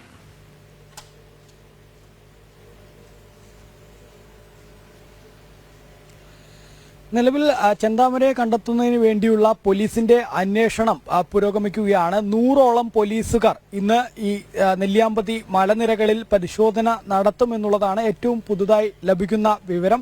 മാത്രമല്ല, മുങ്ങൽ വിദഗ്ധരുൾപ്പെടെ പരിശോധനയ്ക്ക് ഉണ്ടാവുമെന്നുള്ളതാണ് പറയുന്നത്. അതായത് ഈ ചെന്താമര കൊലപാതകത്തിന് ശേഷം ഒരു വിഷക്കുപ്പി വീട്ടിൽ ഉപേക്ഷിച്ച നിലയിൽ കണ്ടെത്തിയിട്ടുണ്ട്. മാത്രമല്ല, നേരത്തെ 2019 നടത്തിയ കൊലപാതക സമയത്ത് ഇയാളുടെ വസ്ത്രങ്ങളും മറ്റുമൊക്കെ വീടിന് സമീപത്ത് കത്തിച്ച നിലയിലായിരുന്നു. ഇപ്പോൾ ഏതായാലും ഇയാൾ ഈ വിഷം കഴിച്ചിട്ടുണ്ടോ എന്നുള്ളൊരു സംശയം പോലീസിനുണ്ട്. അതുകൊണ്ട് തന്നെ ഇത്തരത്തിൽ കുളങ്ങളിലും സമീപത്തെ കുളങ്ങളും മറ്റുമൊക്കെ പരിശോധിക്കേണ്ടതായിട്ടുണ്ട്. അതിനുവേണ്ടിയാണ് മുങ്ങൽ വിദഗ്ധരെ കൂടി ഈ തെരച്ചിലിന് ഉപയോഗിക്കുന്നത് എന്നുള്ളതാണ്. ഏതായാലും നാടിനെ നടുക്കിയ ഒരു കൊലപാതകമാണ് ഇന്നലെ നടന്നത്. രാവിലെ ഒരു 9:30 നെന്മാറ പോത്തുണ്ടിയിൽ ഇത്തരമൊരു ഇരട്ട കൊലപാതകം നടക്കുന്നത്. 2019 തുടങ്ങിയ ഒരു പക, ആ പകയാണ് പിന്നീട് ഇത്തരത്തിൽ ഒരു ഇരട്ട കൊലപാതകത്തിലേക്ക് കൂടെ നയിച്ചിരിക്കുന്നത് പ്രതിയെ എന്നുള്ളതാണ്. ചെന്താമര എന്ന വ്യക്തി 2019 തൻ്റെ കുടുംബ ബന്ധം തകർത്തത് സമീപ അയൽവാസിയായ സജിത എന്ന സ്ത്രീയാണെന്ന സംശയത്തിൽ അവരെ മൃഗീയമായിട്ട് കൊലപ്പെടുത്തുന്ന ഒരു സാഹചര്യം ഉണ്ടായത്. അതായത് ഇതിലൊരു സജിത തൻ്റെ കുടുംബ ബന്ധം തകരാൻ വേണ്ടി കൂടോത്രം ചെയ്തു എന്നുള്ളൊരു സംശയമാണ് ഈ ചെന്താമരയ്ക്ക് ഉണ്ടായിരുന്നത്. ചെന്താമര ഒരു ജ്യോത്സ്യനെ കണ്ടപ്പോൾ ഒരു നീളമുള്ള സ്ത്രീയാണ് ഈ ചെന്താമരയുടെ കുടുംബ ബന്ധം തകരാൻ കാരണമെന്ന് പറഞ്ഞിരുന്നു. അങ്ങനെ പ്രദേശത്തെ ഒരുപാട് സ്ത്രീകളെ ഈ ചെന്താമരയ്ക്ക് സംശയമുണ്ടായിരുന്നു. പക്ഷെ അതിൽ ഏറ്റവും നീളമുള്ള മുടിയുള്ളത് ഈ സജിതയ്ക്കായിരുന്നു. അങ്ങനെയാണ് സജിതയെ 2019 ഈ ചെന്താമര കൊലപ്പെടുത്തുന്നത്. ആ കൊലപാതകത്തിന് ശേഷം ജയിലിലായ പ്രതി കഴിഞ്ഞ ദിവസം ഈ പരോളിൽ ഇറങ്ങുകയുണ്ടായി. അങ്ങനെ പരോളിൽ ഇറങ്ങിയതിന് ശേഷം കൃത്യമായ ആസൂത്രണം നടത്തിക്കൊണ്ടാണ് ഇത്തരമൊരു ഇരട്ട കൊലപാതകം നടത്തിയിരിക്കുന്നത്. 2019 കൊന്ന ആ സജിതയുടെ ഭർത്താവായ സുധാകരനെയാണ് ഇന്നലെ 9:30 സുധാകരന്റെ വീട്ടിൽ നിന്നും പുറത്തേക്ക് വരുന്നതിനിടെ വീട്ടിൽ നിന്നും മകളെ കാണുന്നതിന് വേണ്ടി പുറത്തേക്ക് വരികയായിരുന്നു. ആ സമയത്ത് ഇരുചക്രവാഹനത്തിൽ സ്കൂട്ടറിൽ സഞ്ചരിക്കുമ്പോൾ വീട്ടിന് ഏകദേശം ഒരു 20 മീറ്റർ മുന്നിലേക്ക് എത്തിയപ്പോഴേക്കും പെട്ടെന്ന് സ്കൂട്ടറിന് മുന്നിലേക്ക് ഒരു കൊടുവാളുമായി ചാടി വീണ ഈ ചെന്താമര സുധാകരനെ ആക്രമിക്കുകയായിരുന്നു. ഇൻക്വസ്റ്റ് പ്രകാരം പറയുന്നത് സുധാകരന്റെ ശരീരത്തിൽ ഏകദേശം 6ഓളം മുറിവുകളാണുള്ളത്. ഈ മുറിവുകളൊക്കെ വളരെ ആഴത്തിലുള്ള മുറിവുകളാണ്. കഴുത്തിനാണ് ആദ്യം വെട്ടിയിരിക്കുന്നത്, പിന്നെ ഇടുപ്പിൽ ഉൾപ്പെടെ വെട്ടുകയും ചെയ്തിട്ടുണ്ട് എന്നുള്ളതാണ് സുധാകരന്റെ ഇൻക്വസ്റ്റ് പൂർത്തിയായപ്പോൾ മനസ്സിലാക്കാൻ സാധിക്കുന്നത്. ഒപ്പം തന്നെ ഈ സുധാകരനെ വെട്ടിവീഴ്ത്തിയ സമയത്ത് നിലവിളി ശബ്ദം കേട്ടാണ് സുധാകരന്റെ അമ്മ ലക്ഷ്മി അവിടേക്ക് ഓടിയെത്തുന്നത്. സുധാകരനെ കൊലപ്പെടുത്തിയതിനേക്കാൾ കുറച്ചധികം മൃഗീയമായിട്ടാണ് ലക്ഷ്മിയെ കൊലപ്പെടുത്തിയിരിക്കുന്നത് എന്നുള്ളതാണ്. ലക്ഷ്മിയുടെ ശരീരത്തിൽ 25 വെട്ടുകളാണ് ഈ സുധാകരൻ വെട്ടിയിരിക്കുന്നത്. അതിൽ തന്നെ 12ഓളം മുറിവുകൾ വലിയ ആഴത്തിലുള്ള മുറിവുകളാണ്, അത് ഗുരുതരമായ മുറിവുകളാണ് എന്നുള്ളതാണ് ഇൻക്വസ്റ്റ് പൂർത്തിയാവുമ്പോൾ മനസ്സിലാക്കാൻ സാധിക്കുന്നത്. ഏതായാലും ഇരുവരുടെയും മൃതശരീരം അതിൻ്റെ പോസ്റ്റ്മോർട്ടം നടപടികൾ ഇന്നിപ്പോൾ 8 മണിയോടുകൂടെ ആരംഭിക്കും. അതിനുശേഷം അത് ബന്ധുക്കൾക്ക് വിട്ടു നൽകും. ശേഷമായിരിക്കും സംസ്കാര ചടങ്ങുകളും മറ്റുമൊക്കെ നടക്കുക എന്നുള്ളതാണ്. ഏതായാലും ഈ തമിഴ്നാട് ഇന്നലെ പ്രതിക്കായി വനമേഖലയിലും തമിഴ്നാട്ടിലും ഉൾപ്പെടെ പരിശോധന നടത്തിയിരുന്നു. അതിൽ തമിഴ്നാട്ടിലെ പരിശോധന ഇപ്പോൾ പോലീസ് പൂർത്തിയാക്കിയിട്ടുണ്ട്. അതേസമയം തന്നെ നെല്ലിയാമ്പതിയിലെ മലനിരകൾ കേന്ദ്രീകരിച്ചുള്ള പരിശോധനയാണ് ഇന്ന് പ്രധാനമായിട്ടും പോലീസ് സംഘം നടത്തുന്നത്. ഇയാളുടെ ഈ പൂർവ്വ ചരിത്രം പരിശോധിക്കുന്ന സമയത്ത് ഈ നേരത്തെ നടത്തിയ കൊലപാതകവും ഈ കൊലപാതകത്തിലും ചില സാദൃശ്യങ്ങളുണ്ട്. അതായത് ഈ വെട്ടാൻ ഉപയോഗിച്ച കൊടുവാൾ അത് 2019 കൊലപാതകം നടത്തിയപ്പോഴും വീട്ടിൽ ഉപേക്ഷിച്ചായിരുന്നു ഇയാൾ കടന്നു കളഞ്ഞിരുന്നത്. ഇത്തവണയും സമാന രീതിയിൽ തന്നെയാണ്. അതുപോലെ തന്നെ കഴിഞ്ഞ 2019 ഇയാൾ കൊലപാതകം നടത്തിയതിനു ശേഷം ഈ നെല്ലിയാമ്പതി മലനിരകളിലേക്കാണ് കടന്നത്. 2 ദിവസം ഈ നെല്ലിയാമ്പതി മലനിരകളിൽ ഇയാൾ കഴിച്ചുകൂട്ടി. അവിടെ നിന്നും ഭക്ഷണവും വെള്ളവും ഒന്നും കിട്ടാതായപ്പോഴാണ് ഇയാൾ താഴേക്ക് ഇറങ്ങിയത്. അങ്ങനെയാണ് പോലീസ് അങ്ങനെ 2019 പിടികൂടുന്ന സാഹചര്യമുണ്ടായത്. ഇത്തവണയും സമാന രീതിയിൽ ഈ മലനിരകളിലേക്ക് കടന്നിട്ടുണ്ടാവാനുള്ള സാധ്യത പോലീസ് കാണുന്നുണ്ട്. മാത്രമല്ല ഈ ഡ്രോൺ ഉപയോഗിച്ചൊക്കെ ഇന്നലെ പരിശോധന നടത്തിയെങ്കിലും വലിയ ഇടതൂർന്ന വനമാണ്. അതുകൊണ്ട് തന്നെ ഡ്രോൺ പരിശോധനയിൽ ഈ പ്രതിയെ കണ്ടെത്താൻ സാധിക്കുക എന്നുള്ളത് കുറച്ചധികം ബുദ്ധിമുട്ടുള്ള കാര്യമാണ്. അതുകൊണ്ട് കൂടെയാണ് ഇന്നിപ്പോൾ 100ഓളം പോലീസുകാരെ ഇറക്കിക്കൊണ്ട് പരിശോധന നടത്തുന്നത്. ഏതായാലും നാടിനെ നടുക്കിയ ഒരു അരുങ്കൊല, അതിൽ കൃത്യമായ ആസൂത്രണം നടത്തിക്കൊണ്ടുള്ള ഒരു മൃഗീയ കൊലപാതകമാണ് ചെന്താമര എന്ന കൊലപാതകി നടത്തിയിരിക്കുന്നത്. പോലീസിന്റെ വീഴ്ചയ്ക്കെതിരെയും വലിയ വിമർശനം ഉയരുന്നുണ്ട്. കാരണം പോലീസ് ഈ ചെന്താമരയെ സംബന്ധിച്ചിടത്തോളം ചെന്താമര ഇത്തരത്തിൽ പരോളിൽ ഇറങ്ങിക്കഴിഞ്ഞാൽ തങ്ങളെ അപായപ്പെടുത്തുമെന്ന് കാണിച്ചുകൊണ്ട് കഴിഞ്ഞ ഡിസംബർ 29-ന് സുധാകരന്റെ കുടുംബം നെന്മാറ പോലീസിൽ പരാതി നൽകിയിരുന്നു. ഒപ്പം തന്നെ പ്രദേശവാസികളായ ആളുകളൊക്കെ സമാന പരാതി നൽകിയിരുന്നു. ഈ ചെന്താമര വളരെ അപകടകാരിയായ വ്യക്തിയാണ്, ഇയാൾ തങ്ങൾക്ക് നേരെയും തിരിയും, ഒരു സൈക്കോ ക്യാരക്ടറാണെന്നൊക്കെ തരത്തിൽ പോലീസിനോട് നിരന്തരം തന്നെ ഈ നാട്ടുകാർ പറഞ്ഞിരുന്നു. അതുകൂടാതെ തന്നെ കോടതിയും ആദ്യം ഈ ചെന്താമരയോട് നെന്മാറ പോലീസ് സ്റ്റേഷൻ പരിധിയിലേക്ക് കടക്കരുത് എന്ന് നിഷ്കർഷിച്ചിരുന്നു. അതിനുശേഷം അതിൽ ചെറിയ ജാമ്യ വ്യവസ്ഥയിൽ ഇളവ് നൽകിക്കൊണ്ട് ഈ ഇൻക്വസ്റ്റ് റിപ്പോർട്ട് പുറത്തു വരുമ്പോഴാണ് കരുതിക്കൂട്ടി തന്നെ അല്ലെങ്കിൽ നിശ്ചയിച്ചുറപ്പിച്ച് തന്നെ ജാമ്യത്തിൽ ഇറങ്ങി വന്ന ഒരു പ്രതിയാണ് നമുക്ക് കാണാൻ കഴിയുന്നത്. പക്ഷേ അങ്ങനെ ഒരു ബാക്ക്ഗ്രൗണ്ട് ഉണ്ട് എന്നറിഞ്ഞിട്ടും ജാമ്യത്തിൽ ഇറങ്ങുമ്പോൾ നിരീക്ഷണത്തിനോ മറ്റോ പോലീസ് ശ്രമിച്ചില്ല എന്നുള്ളത് കൂടിയാണ് മനസ്സിലാക്കാൻ കഴിയുന്നത്. ഇങ്ങനൊരു ഇരട്ട കൊലപാതകം നടത്തി കാണാതായ ആളിന് ഇത്രയും സമയം കഴിഞ്ഞിട്ടും കണ്ടെത്താൻ കഴിഞ്ഞില്ല എന്ന് പറയുമ്പോൾ അതും ശ്രദ്ധേയമായ ഒരു കാര്യമാണ്. പക്ഷേ കൂടുതൽ കാര്യങ്ങൾ പോലീസ് അന്വേഷണ വിധേയമാക്കുന്നുണ്ട്. ഓക്കെ, നമുക്കിനി മറ്റൊരു വിഷയത്തിലേക്ക് പോകാം. തൃശ്ശൂർ മാള ഹോളി ഗ്രേസ് കോളേജിൽ നടന്ന കാലിക്കറ്റ് ഡി സോൺ കലോത്സവത്തിനിടെ സംഘർഷത്തിൽ നിരവധി വിദ്യാർത്ഥികൾക്ക് പരിക്കേറ്റു. SFI യൂണിറ്റ് സെക്രട്ടറിക്ക് ഗുരുതര പരിക്കേറ്റു. കേരളവർമ്മ കോളേജ് യൂണിറ്റ് സെക്രട്ടറി ആശിഷിനാണ് പരിക്കേറ്റത്. സംഘർഷത്തെ തുടർന്ന് ഇന്ന് സമാപിക്കേണ്ടിയിരുന്ന കലോത്സവം നിർത്തിവെച്ചു. ഫലപ്രഖ്യാപനം വൈകുന്നത് ചോദ്യം ചെയ്തതാണ് സംഘർഷത്തിന് കാരണം.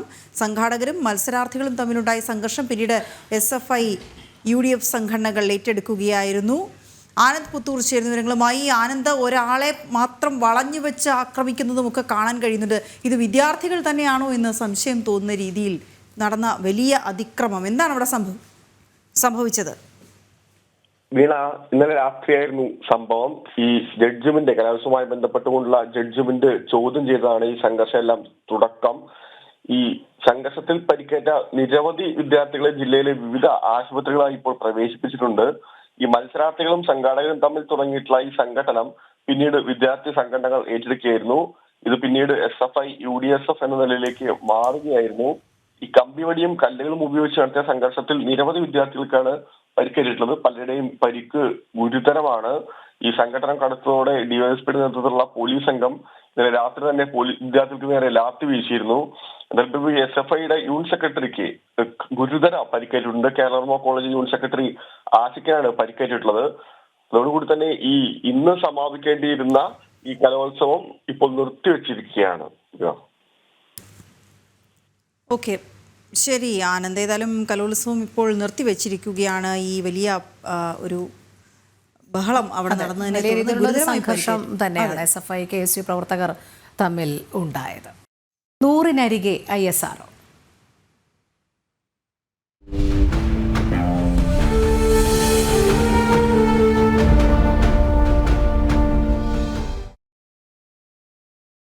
ISROയുടെ 100ാം വിക്ഷേപണം നാളെ നടക്കും. രാവിലെ 6:23-ന് ശ്രീഹരിക്കോട്ടയിൽ നിന്നാണ് വിക്ഷേപണം. ഗതി നിർണയ ഉപഗ്രഹമായ NVS-2വിനെ GSLV F-15 റോക്കറ്റിൽ ഭ്രമണപഥത്തിൽ എത്തിക്കും. പരാജയങ്ങൾ ഓരോന്നും വിജയത്തിന്റെ ചവിട്ടുപടിയാക്കി ലോകത്തിന് മാതൃകയായ ചരിത്രം ആവർത്തിക്കാൻ ഒരുങ്ങുകയാണ് ISRO. ഐസൻ ജോസ് ചേരുന്നു. ഐസൻ, കൂടുതൽ വിവരങ്ങൾ.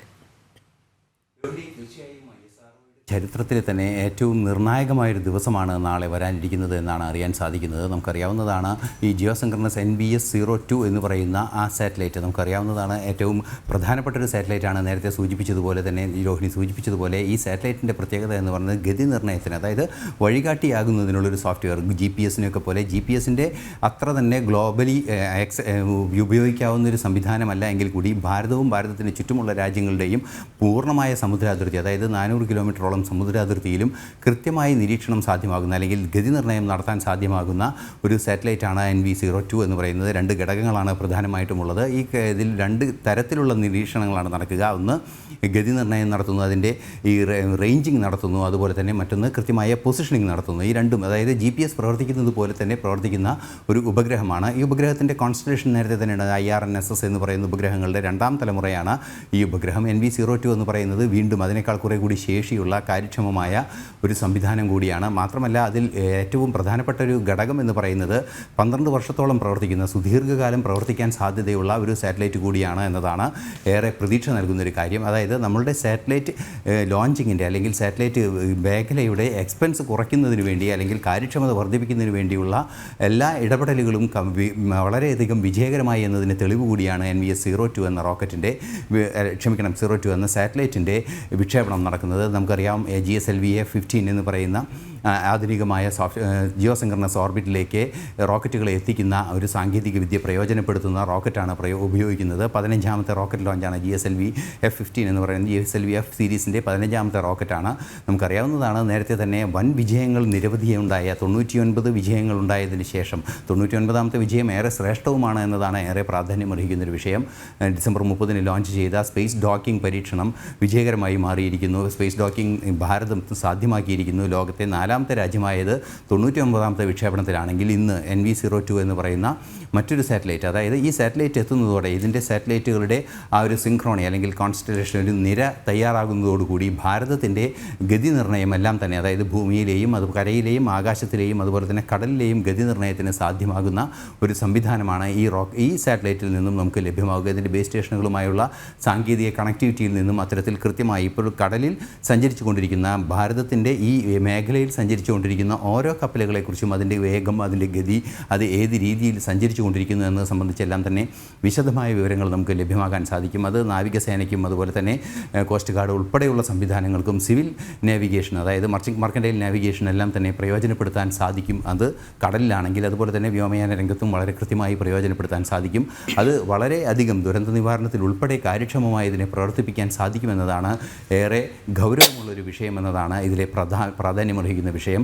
മറ്റൊരു പ്രധാന സംഭവ വികാസം എന്ന് പറയുന്നത് 79 ആരംഭിച്ച ഭാരതത്തിൻ്റെ ആ ഒരു റോക്കറ്റ് ലോഞ്ചിങ് സാങ്കേതിക വിദ്യ സ്വായത്തമാക്കിയതിന് ശേഷം നടക്കുന്ന 100ാമത്തെ വിക്ഷേപണം. അതിൽ പല തരത്തിലുള്ള നേട്ടങ്ങൾ ISRO ഇതുവരെ ലഭ്യമാക്കി എന്നതാണ് ഏറെ പ്രാധാന്യമർഹിക്കുന്നത്. ക്രയോജനിക് സാങ്കേതിക വിദ്യ ലഭ്യമാക്കി, സൂപ്പർസോണിക് സംവിധാനങ്ങൾ ലഭ്യമാക്കി, അത്തരത്തിൽ വിവിധങ്ങളായ സംവിധാനങ്ങൾ, സ്ക്രാം ജെറ്റ് ഉൾപ്പെടെയുള്ള സൂപ്പർസോണിക് ജെറ്റുകൾ തയ്യാറാക്കുന്നു. അതുപോലെ തന്നെ റീയൂസബിൾ ലോഞ്ച് വെഹിക്കിളിൻ്റെ പരീക്ഷണം നടന്നിരിക്കുന്നു. അതുപോലെ തന്നെ മനുഷ്യനെ ബഹിരാകാശത്തേക്ക് അയക്കുന്നതിനുള്ള പരീക്ഷണങ്ങൾ നടക്കുന്നു. അത്തരത്തിലുള്ള ലോഞ്ച് വെഹിക്കിൾസ് തയ്യാറാകുന്നു. അത്തരത്തിൽ വിവിധങ്ങളായ, അതായത് ഏതാണോ ഒരു റോക്കറ്റ്, ആദ്യം നമ്മൾ റോക്കറ്റ് വിക്ഷേപിക്കുമ്പോൾ, അതായത് നമുക്കറിയാവുന്നതാണ് തുമ്പയിലെ റോക്കറ്റ് ലോഞ്ചിങ് സ്റ്റേഷനിൽ നിന്നും ചെറിയ റോക്കറ്റുകൾ സൈക്കിളിൽ കെട്ടിവെച്ച് കൊണ്ടുപോയ ഒരു ചരിത്രത്തിൽ നിന്ന് വലിയ റോക്കറ്റുകൾ, അതായത് 8 നില ഉയരമൊക്കെയുള്ള വലിയ റോക്കറ്റുകൾ, PSLV റോക്കറ്റുകൾക്ക് ഏതാണ്ട് 8 നിലയോളം ഉയരം വരും. 8 നില കെട്ടിടത്തിൻ്റെ ഉയരമുള്ള വമ്പൻ റോക്കറ്റുകൾ സുരക്ഷിതമായി വിക്ഷേപിക്കുന്നതിനും അത് കാര്യക്ഷമമായി വിക്ഷേപിക്കുന്നതിനുമുള്ള സാധ്യതയിൽ സാങ്കേതിക കൃത്യതയിലേക്കും ഭാരതം എത്തിയിരിക്കുന്നു, അല്ലെങ്കിൽ ഭാരതത്തിൻ്റെ വിക്ഷേപണ സംവിധാനങ്ങൾ എത്തിയിരിക്കുന്നു. നമുക്കറിയാവുന്നതാണ്, ഭാരതത്തിൻ്റെ നേരത്തെ ഉണ്ടായിരുന്ന, അതായത് ദീർഘവീക്ഷണത്തോടെയുള്ള ഒരു പ്രവർത്തനത്തിൻ്റെ കൂടി ഭാഗമായാണ് വലിയ തോതിൽ ISRO എന്ന് പറയുന്ന, അല്ലെങ്കിൽ ലോകത്തെ മനുഷ്യനെ തൊടുന്ന ബഹിരാകാശ സാങ്കേതിക വിദ്യ ഭാരതത്തിന് സ്വായത്തമാകുകയും ചെയ്തത്.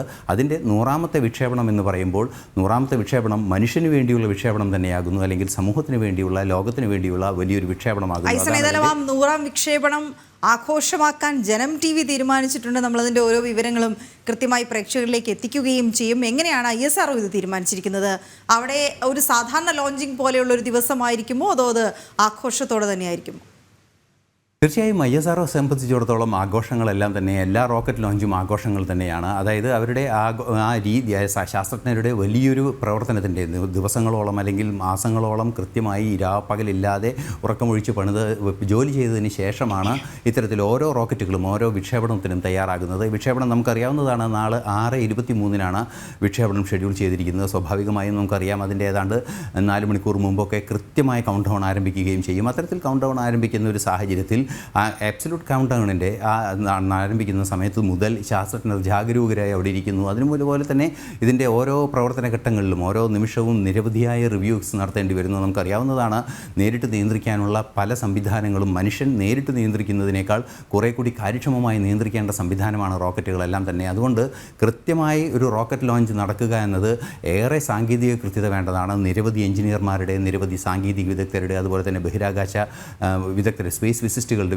വൈദഗ്ധ്യം, അതുപോലെ തന്നെ നിരവധിയായ വിവിധങ്ങളായ വൈദഗ്ധ്യം സിദ്ധിച്ച ആളുകളുടെ ഒരു വലിയൊരു നിര തന്നെ ഇതിന് പിന്നിലുണ്ട്. ഓരോ റോക്കറ്റിൻ്റെ പിന്നിലും നിരവധി മനുഷ്യ വിഭവശേഷിയുണ്ട്. അത് നിർമ്മിക്കുന്ന രംഗത്തിലാകാം, അതുപോലെ തന്നെ അത് വ്യവസായ രംഗത്തായിരിക്കാം. അത്തരത്തിൽ നിരവധിയായ രംഗങ്ങളിൽ നിരവധിയായ പേർ ഇൻവോൾവ്ഡ് ആകുന്ന ഒരു പ്രവർത്തനമാണ് റോക്കറ്റ്. സെക്കൻഡുകൾക്കകം റോക്കറ്റ് കുതിച്ചു വരുമ്പോൾ അതിന് പിന്നിൽ വർഷങ്ങളുടെ മനുഷ്യാധ്വാനമുണ്ട് എന്നതാണ് യാഥാർത്ഥ്യം. അതുകൊണ്ട് തന്നെ ആഘോഷങ്ങൾ തന്നെയാണ് എന്നും ISROയെ സംബന്ധിച്ചിടത്തോളം. നാളെ രാവിലെ 6:23 ലോഞ്ച് പ്രതീക്ഷിക്കുന്നത്, ലോഞ്ച് നടത്തുമെന്ന് അറിയിച്ചിരിക്കുന്നത്. ആ ലോഞ്ച് നടക്കുമ്പോൾ ISROയെ സംബന്ധിച്ചിടത്തോളം 100ാമത്തെ വർഷം കൃത്യമായും ആഘോഷിക്കുക, അല്ലെങ്കിൽ 100ാമത്തെ വർഷം എന്ന രീതിയിൽ തന്നെയാണ് 100ാമത്തെ വിക്ഷേപണം എന്ന രീതിയിൽ തന്നെയാണ് ISRO ഇതുമായി സംബന്ധിച്ച എല്ലാ കമ്മ്യൂണിക്കേഷനുകളും നടത്തിയിരിക്കുന്നത്. തീർച്ചയായും ISROയെ സംബന്ധിച്ചിടത്തോളം ആഹ്ലാദകരമായ ഒരു ദിവസമാണ്.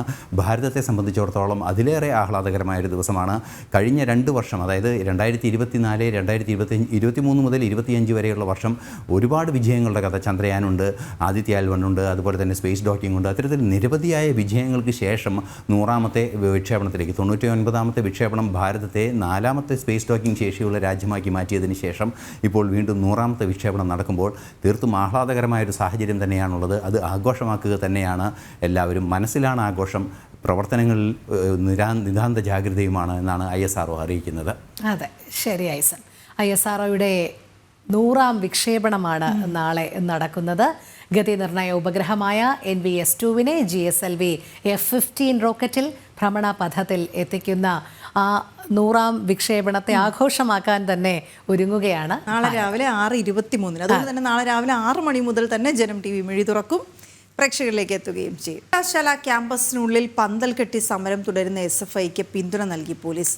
സമരപന്തൽ പൊളിച്ചു മാറ്റാൻ പോലീസിനോട് ആവശ്യപ്പെട്ടെങ്കിലും നടപടി ഒച്ചിഴയും വേഗത്തിലാണ്. സർവകലാശാല പ്രവർത്തനത്തെ അടക്കം സമരം ബാധിച്ചിട്ടും പോലീസ് നടപടിയില്ല. ശാലിനി ചേരുന്ന വിവരങ്ങളുമായി. ശാലിനി, എന്തുകൊണ്ടാണ് പോലീസ് നടപടിയെടുക്കാൻ മടിക്കുന്നത്, വൈകുന്നത്?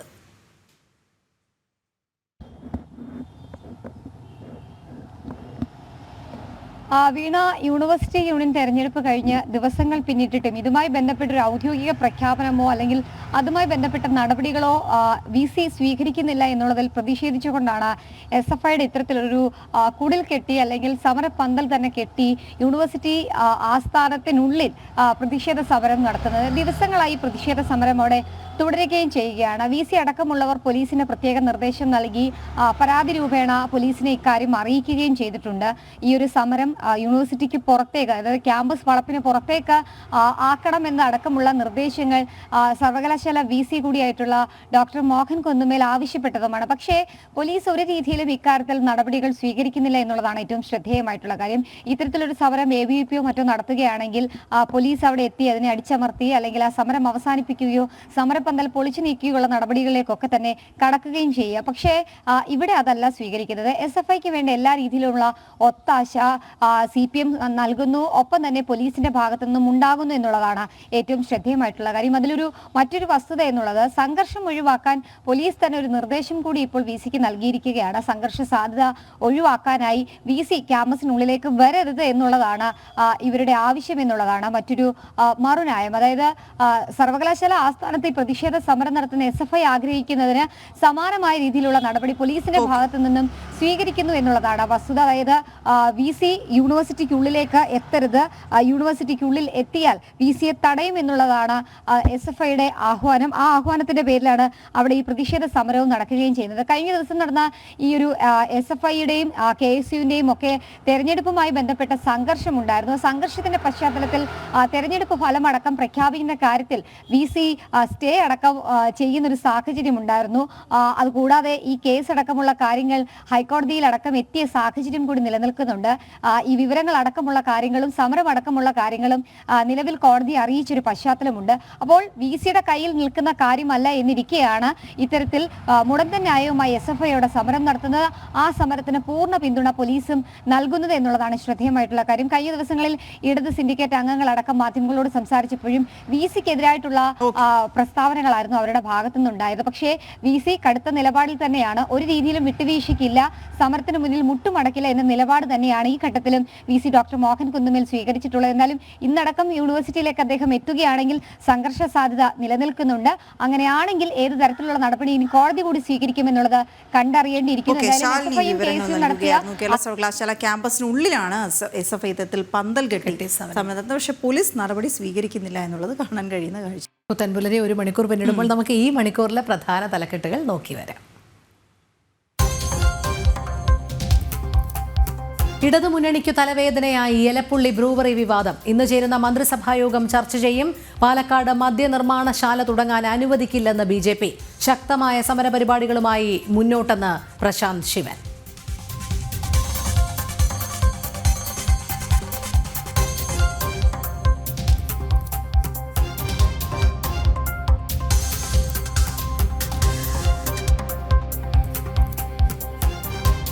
വിജയക്കുതിപ്പ് തുടരാൻ ISRO. 100ാം വിക്ഷേപണം നാളെ. ഗതിനിർണയ ഉപഗ്രഹമായ NVS-2 നാളെ ഭ്രമണപഥത്തിലെത്തിക്കും.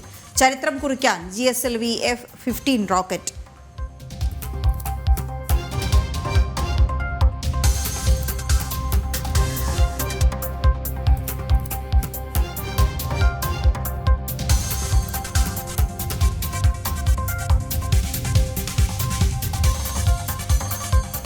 നെന്മാറ ഇരട്ടക്കൊലപാതക കേസിൽ പ്രതിയെ കണ്ടെത്താനാകാതെ പോലീസ്. ചെന്താമരയ്ക്കായി നെല്ലിയാമ്പതി വനത്തിനുള്ളിൽ തിരച്ചിൽ.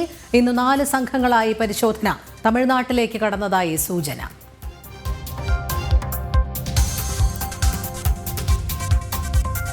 കനത്ത സാമ്പത്തിക പ്രതിസന്ധിയിൽ നിന്ന് കരകയറാൻ കേന്ദ്ര സഹായം തേടി കേരളം 24,000 കോടി രൂപയുടെ പ്രത്യേക പാക്കേജ് ആവശ്യപ്പെട്ടു. കടമെടുപ്പ് പരിധി 3.5% ഉയർത്തണമെന്നും ആവശ്യം.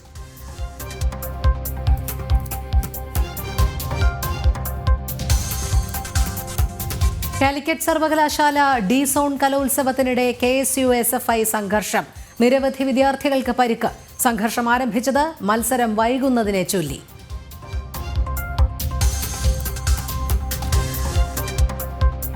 മഹാകുംഭമേളയിൽ 2ാം അമൃതസ്നാനത്തിനൊരുങ്ങി പ്രയാഗ്രാജ്. പുണ്യസ്നാനം മൗനി അമാവാസി ദിനമായ നാളെ. രാജ്യത്ത് സനാതന ബോർഡ് രൂപീകരിക്കണമെന്ന് കുംഭമേളയിൽ നടന്ന സനാതന ധർമ്മ പാർലമെന്റ്.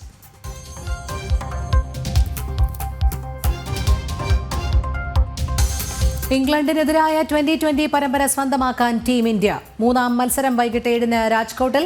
ഫോമിൽ തിരിച്ചെത്താൻ സഞ്ജു സാംസൺ.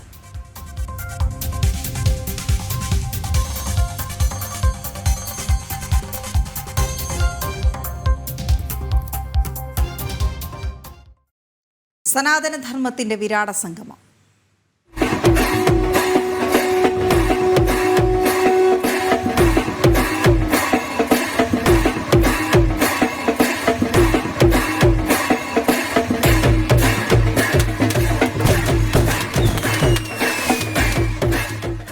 രണ്ടാം അമൃത സ്നാനത്തിനൊരുങ്ങി പ്രയാഗ്രാജ്. മഹാകുംഭമേളയിലെ 2ാം അമൃത സ്നാനം മൗനി അമാവാസി ദിനമായ നാളെ നടക്കും. പുണ്യസ്നാനത്തിനു വേണ്ടി തീർത്ഥാടകരുടെ ഒഴുക്ക് തുടരുകയാണ്. പ്രയാഗ്രാജിൽ നിന്നും നിഖിൽ കുമാർ തയ്യാറാക്കിയ റിപ്പോർട്ടിലേക്ക്.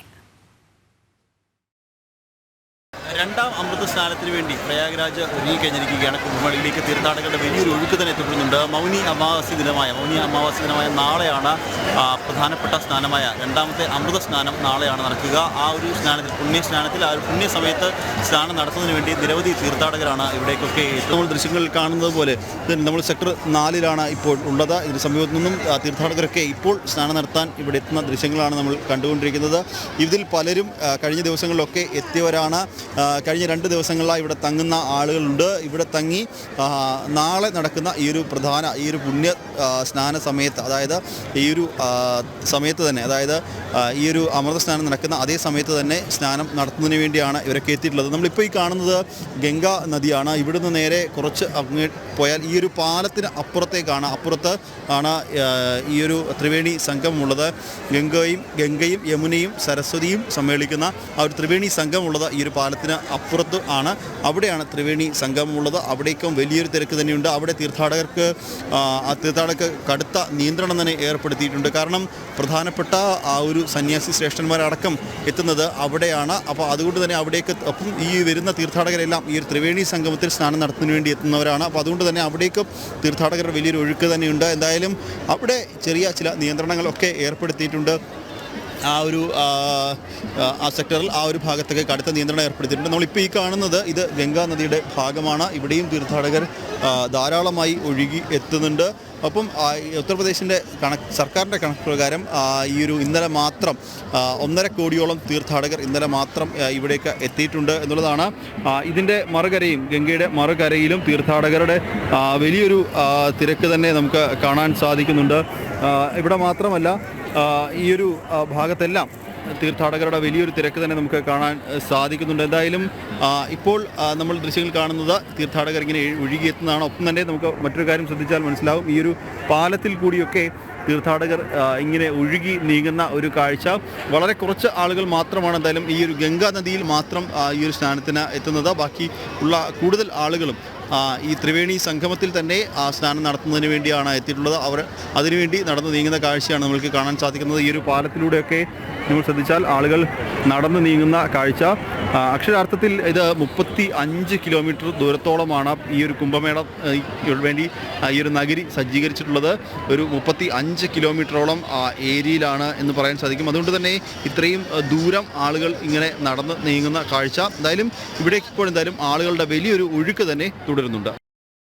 നമ്മൾ സൂചിപ്പിച്ചിരുന്നു ഇടവേളയ്ക്ക് മുമ്പ് നമ്മളൊപ്പം ഒരു വിശേഷപ്പെട്ട അതിഥി ചേരുന്നുണ്ട് എന്ന്. ജൂന അഖാഡയുടെ മഹാമണ്ഡലേശ്വരായി അഭിഷേകം ചെയ്ത യുവ മലയാളി സന്യാസി സാധു ആനന്ദവനം ഭാരതിയാണ് പുത്തൻപുലരിയിൽ അതിഥിയായി ചേരുന്നത്.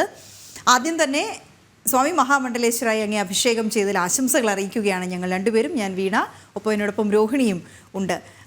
ഈ സാധു ഈ തരത്തിലൊരു സന്യാസി സമൂഹം അല്ലേ, അത് ഉണ്ട് എന്ന് പറയുമ്പോൾ തന്നെ ഈ അഖാഡകൾ സംബന്ധിച്ച് തന്നെ അത്ര അറിവ് ഒരുപക്ഷെ മലയാളികൾക്ക് ഇല്ല എന്ന് വേണമെങ്കിൽ മനസ്സിലാക്കാം. പൊതുവെ ഈ വിഷയത്തിൽ ധാരണ അവർക്ക് കുറവാണ്. ആദ്യമേ തന്നെ അത് ഒന്ന് വിശദമാക്കാമോ? ഈ അഖാഡകൾ എന്നാൽ എന്താണ്? ഭാരതത്തിലെ സന്യാസി പാരമ്പര്യത്തില് 2 ധാരകളുണ്ട്. ഒന്ന് മഠങ്ങളിലൂടെയുള്ളതും മറ്റൊന്ന് അഖാഡകളിലൂടെയുള്ളതും. മഠങ്ങളിലൂടെയുള്ള സന്യാസിമാര് ശാസ്ത്രധാരികളും ജ്ഞാനപന്ഥികളുമായിരിക്കുമ്പോൾ അഖാഡകളിലുള്ള സന്യാസിമാര് ശാസ്ത്രധാരികളും സാധനാപന്ഥികളുമായിരിക്കും. ധർമ്മ സംരക്ഷണത്തിനും ധർമ്മ പ്രചരണത്തിനും വേണ്ടിയിട്ട് സമർപ്പിക്കപ്പെട്ടതാണ് അഖാഡകളിലെ സന്യാസിമാരുടെ ജീവിതം. ധർമ്മ സംരക്ഷണത്തിന് വേണ്ടി വന്നാൽ ആയുധമെടുത്ത് പോരാടാൻ സജ്ജമായ ഒരു സൈന്യ സ്വഭാവത്തിൽ കൂടിയുള്ള സന്യാസി സമൂഹമാണ് അഖാഡകളുടേത്. ഞങ്ങളുടെ ഒരു പാരമ്പര്യത്തില് 13 അഖാഡകൾ പൊതുവിലുണ്ട്. അത് 7 എണ്ണം ശങ്കരാചാര്യരുടെ ദശനാമി പരമ്പരയിലും 3 എണ്ണം വൈഷ്ണവ സമ്പ്രദായത്തിൽ വൈരാഗി അഖാഡകളും 3 എണ്ണം ഉദാസീനുകൾ സിഖ് ഗുരുപരമ്പരയിൽ നിന്നും ഉദ്ഭവിച്ച ഉദാസീന അഖാഡകളുമാണ്. ഈ ദശനാമി അഖാഡകളുടെ സാധുക്കളെയാണ് നാഗ സാധുക്കൾ എന്ന് പറയുന്നത്. ശങ്കരാചാര്യ സ്വാമികള് ഒരു കയ്യിൽ മാലയും ഒരു കയ്യിൽ ഭാലയും, ആ ഭാല ആയുധവുമാണ് ദേവതയുമാണ്, തന്നുകൊണ്ട് ധർമ്മ സംരക്ഷണത്തിന് വേണ്ടി നിയോഗിച്ചു എന്നുള്ളതാണ് അഖാഡകളെ സംബന്ധിച്ചിടത്തോളമുള്ള അഖാഡകളുടെ ആരംഭത്തെ കുറിച്ചിട്ടുള്ള ചരിത്രം. സ്വാമി, അഖാഡകൾ എന്താണ് എന്നുള്ളത് വിവരിച്ചു കഴിഞ്ഞു. ഇനി നമുക്ക് എല്ലാവർക്കും അറിയേണ്ടത് നാഗസന്യാസിമാരെ കുറിച്ചാണല്ലേ. പല ആക്ഷേപങ്ങളും നാഗസന്യാസിമാരെ കുറിച്ച് ഉയരുന്നുണ്ട്. എന്താണ് ഈ നാഗസന്യാസി എന്ന പദം കൊണ്ട് അല്ലെങ്കിൽ അവരുടെ ജീവിത രീതി കൊണ്ട് അർത്ഥമാക്കുന്നത്?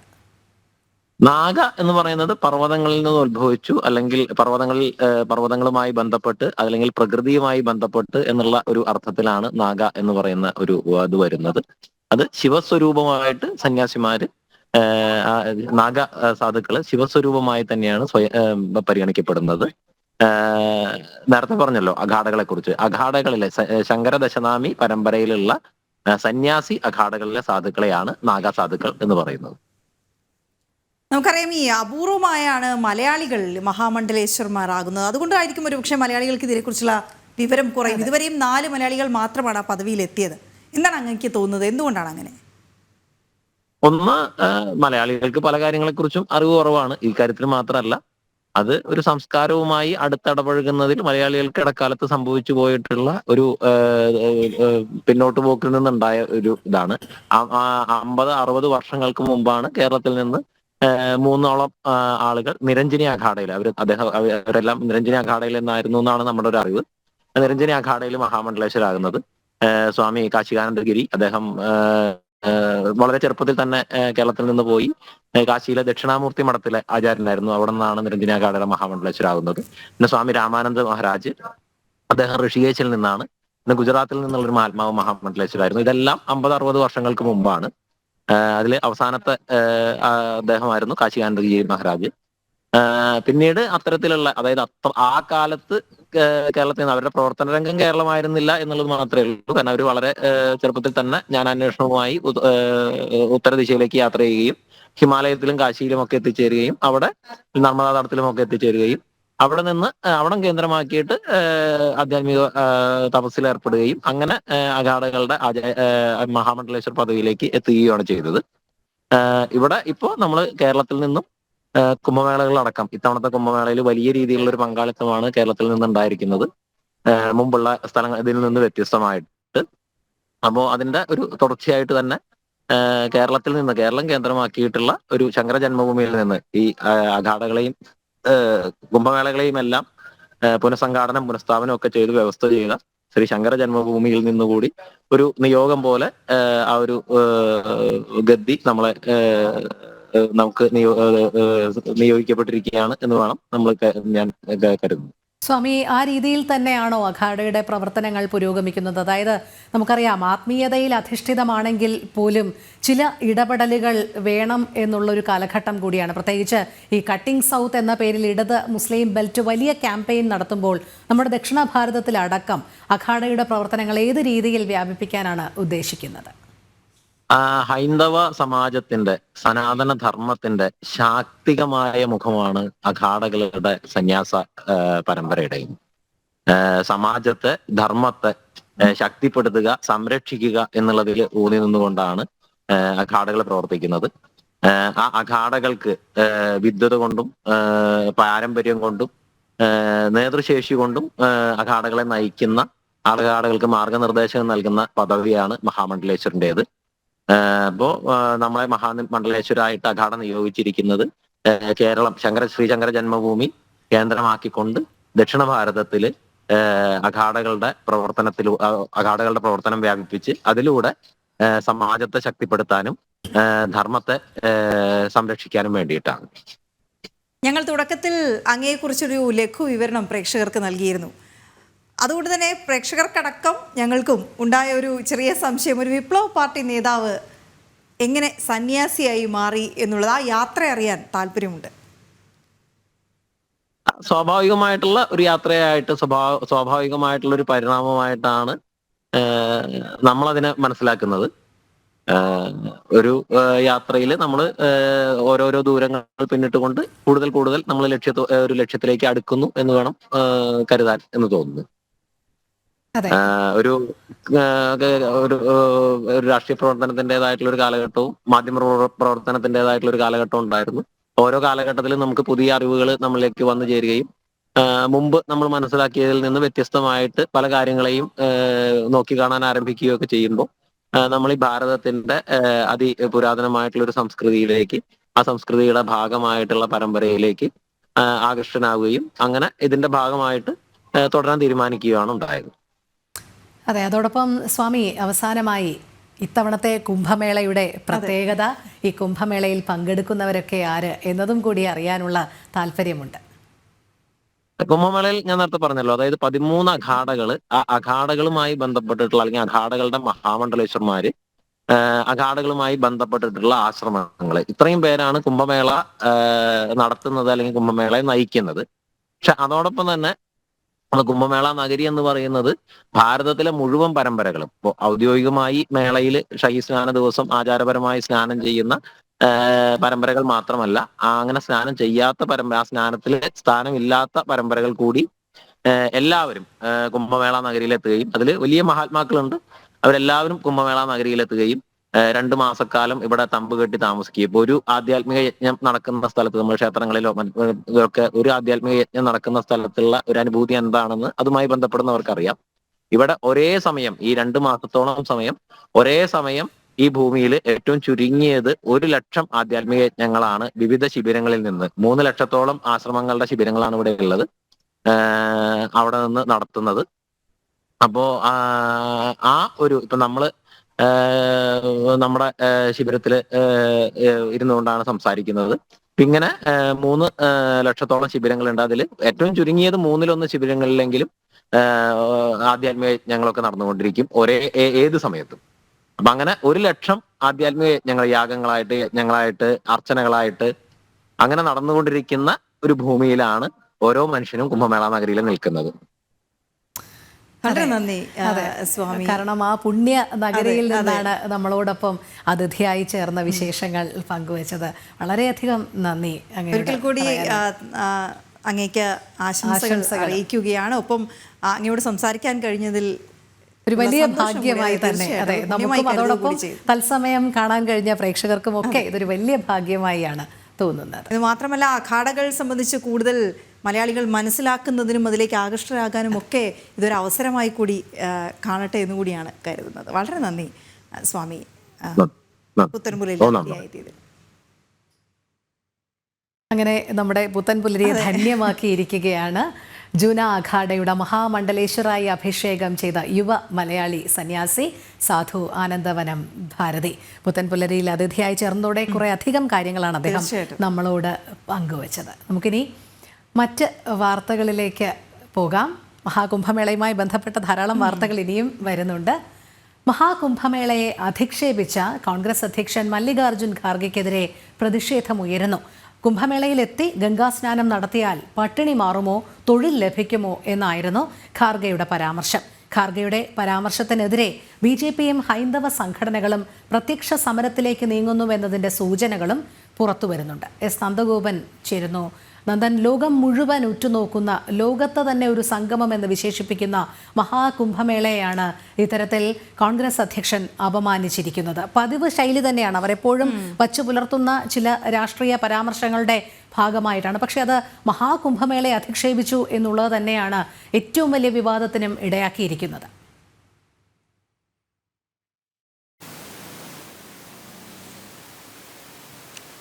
രോഹിണി, ഇന്നലെ മധ്യപ്രദേശിൽ നടന്ന ഒരു റാലിയിലാണ് കോൺഗ്രസിൻ്റെ അധ്യക്ഷൻ മല്ലികാർജുന ഖാർഗെ കുംഭമേളയെ അധിക്ഷേപിക്കുന്ന രീതിയിലുള്ള പരാമർശം നടത്തിയത്. അതായത് കുംഭമേളയിൽ കുംഭമേളയുടെ നമുക്കറിയാം ഇതിൻ്റെ ഈ പ്രധാന ചടങ്ങ് എന്നുള്ളത് ആ സ്നാനം, അതായത് ത്രിവേണി സംഗമത്തിൽ സ്നാനം നടത്തുക എന്നുള്ളതാണ്.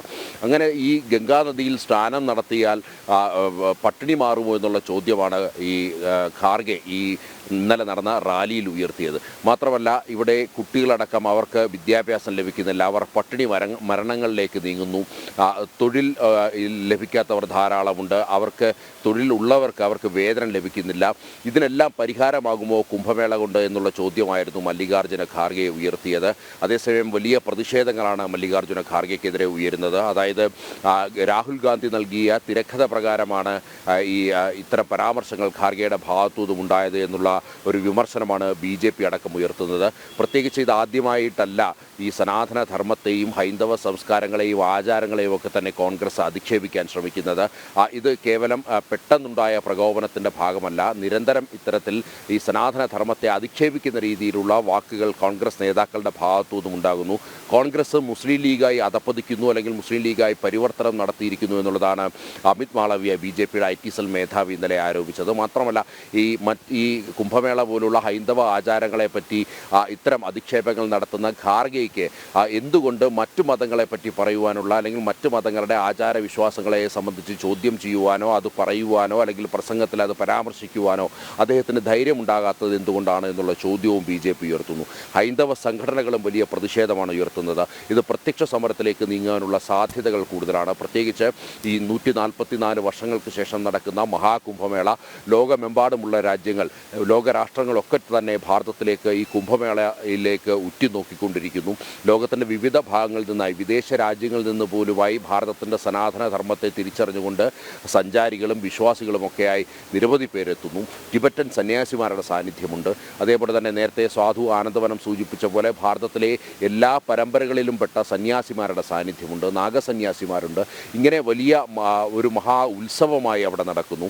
ആ ഉത്സവത്തെയാണ് അല്ലെങ്കിൽ ആ ആഘോഷത്തെയാണ് അല്ലെങ്കിൽ ആ ആചാരത്തെയാണ് മല്ലികാർജുന ഖാർഗെ അധിക്ഷേപിക്കാൻ ശ്രമിച്ചത്. സ്വാഭാവികമായും വലിയ പ്രതിഷേധങ്ങളുണ്ടാകുന്നു. പ്രധാനമായും മല്ലികാർജുന ഖാർഗെയെ പ്രകോപിപ്പിച്ചത് ഇന്നലെ കേന്ദ്ര ആഭ്യന്തരമന്ത്രി അമിത്ഷായും കുടുംബവും അവിടെ ത്രിവേണി സംഗമത്തിലെത്തി സ്നാനം നടത്തിയിരുന്നു.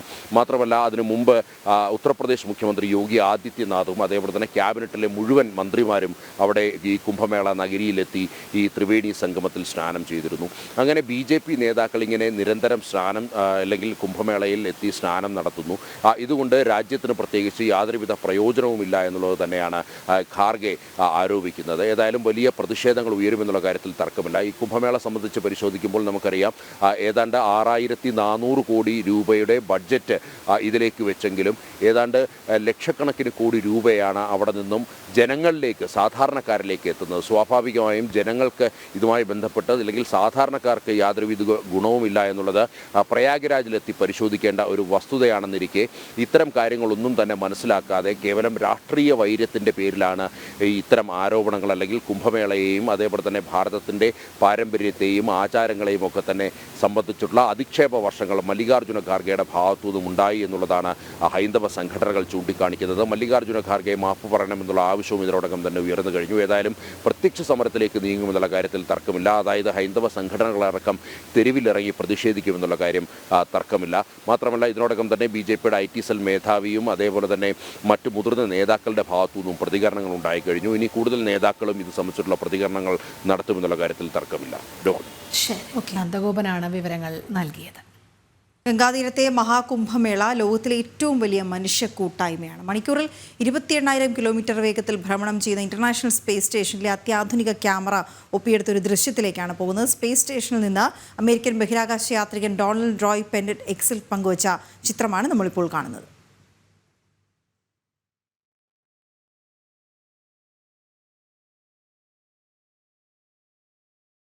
ഭാരതീയർക്കുള്ള കൈലാസ് മാനസ് സരോവർ യാത്ര പുനരാരംഭിക്കും. വിദേശകാര്യ സെക്രട്ടറി വിക്രം മിശ്രയും ചൈനീസ് വിദേശകാര്യ മന്ത്രി വാങ് യിയും തമ്മിൽ നടത്തിയ കൂടിക്കാഴ്ചയിലാണ് തീരുമാനം. 2020 മുതൽ യാത്ര നിർത്തിവെച്ചിരുന്നു. ഡൽഹിയിൽ നിന്ന് ബീജിംഗിലേക്കും തിരിച്ചും നേരിട്ടുള്ള വിമാന സർവീസുകൾ പുനരാരംഭിക്കുന്നതിനും തത്വത്തിൽ തീരുമാനമായി. S. നന്ദഗോപൻ ചേരുന്നു. നന്ദൻ, ഭാരതീയർക്കുള്ള കൈലാസ് മാനസ് സരോവർ യാത്ര പുനരാരംഭിക്കും എന്നാണ് അറിയാൻ കഴിയുന്നത്. അതിനുള്ള ചർച്ചകളൊക്കെ ആരംഭിച്ചിട്ടുണ്ട്. അതോടൊപ്പം തന്നെ ഡൽഹിയിൽ നിന്ന് ബീജിംഗിലേക്കും തിരിച്ചും നേരിട്ടുള്ള വിമാന സർവീസുകളും പുനരാരംഭിക്കുന്നതിനുള്ള തീരുമാനമായി എന്ന് അറിയാൻ കഴിയുന്നുണ്ട്. വിവരങ്ങൾ.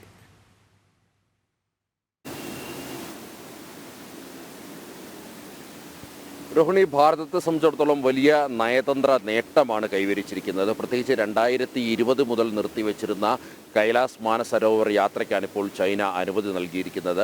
25-26 അതായത് കഴിഞ്ഞ 2 ദിവസമായി ഭാരതത്തിൻ്റെ വിദേശകാര്യ സെക്രട്ടറി വിക്രം മിശ്രി അദ്ദേഹം ചൈനയുടെ ക്ഷണപ്രകാരം ബീജിംഗിലുണ്ടായിരുന്നു. അവിടെ ചൈനയുടെ വിദേശകാര്യ മന്ത്രിയുമായി നടത്തിയ ചർച്ചയിലാണ് ഈ ധാരണയിലേക്ക് എത്തിയിരിക്കുന്നത്. അതായത് ഇന്ത്യൻ പാസ്പോർട്ട് ഹോൾഡേഴ്സിന് 2020 മുതൽ ഈ കൈലാസ് മാനസരോവർ യാത്രയ്ക്ക് പോകാൻ അനുമതിയില്ലായിരുന്നു, വിസ നൽകുന്നില്ലായിരുന്നു. ടിബറ്റൻ മേഖലയിലാണെങ്കിൽ കൂടിയും അത് ചൈനയുടെ കൈവശം നിൽക്കുന്ന പ്രദേശമാണ്. സ്വാഭാവികമായും ഇന്ത്യൻ പാസ്പോർട്ട് ഹോൾഡേഴ്സിന് 2020 മുതൽ ഈ കൈലാസ മാനസരോവർ യാത്രയ്ക്ക് അനുമതി നിഷേധിച്ചിരുന്നു. അതാണിപ്പോൾ പുനരാരംഭിക്കുവാൻ വേണ്ടിയുള്ള തീരുമാനമുണ്ടായിരിക്കുന്നത്. അതായത് 2020 ഈ ലഡാക്കിലെ LACയിൽ അവിടെ ചൈനീസ് ഭടന്മാരുമായി അല്ലെങ്കിൽ ചൈന കൂടുതൽ കടന്നുകയറ്റം നടത്തുന്നു എന്നുള്ള ബോധ്യമായതിൻ്റെ അടിസ്ഥാനത്തിൽ അവിടെ ചൈനീസ് സൈനികരും ഭാരതത്തിൻ്റെ സൈന്യവുമായി തമ്മിൽ ചില വാക്കേറ്റങ്ങളും ചെറിയ രീതിയിലുള്ള സംഘർഷങ്ങളും ഉണ്ടായി. ഇതേ തുടർന്ന് അവിടുത്തെ പട്രോളിംഗ് പോലും ഉപേക്ഷിക്കേണ്ട ഒരു സാഹചര്യം ഉണ്ടായിരുന്നു. പിന്നീട് ഈ കഴിഞ്ഞ മാസമാണ് ഇതുമായി ബന്ധപ്പെട്ട പട്രോളിംഗ് പുനരാരംഭിച്ചത്. അതും ചൈനയുമായി നടത്തിയ ഇത്തരം ചർച്ചകളുടെ ഒരു അടുത്ത ഒരു അവസ്ഥയിലേക്കാണ് ഈ ഒരു പട്രോളിംഗ് അടക്കം പുനരാരംഭിക്കാൻ സാധിച്ചത്.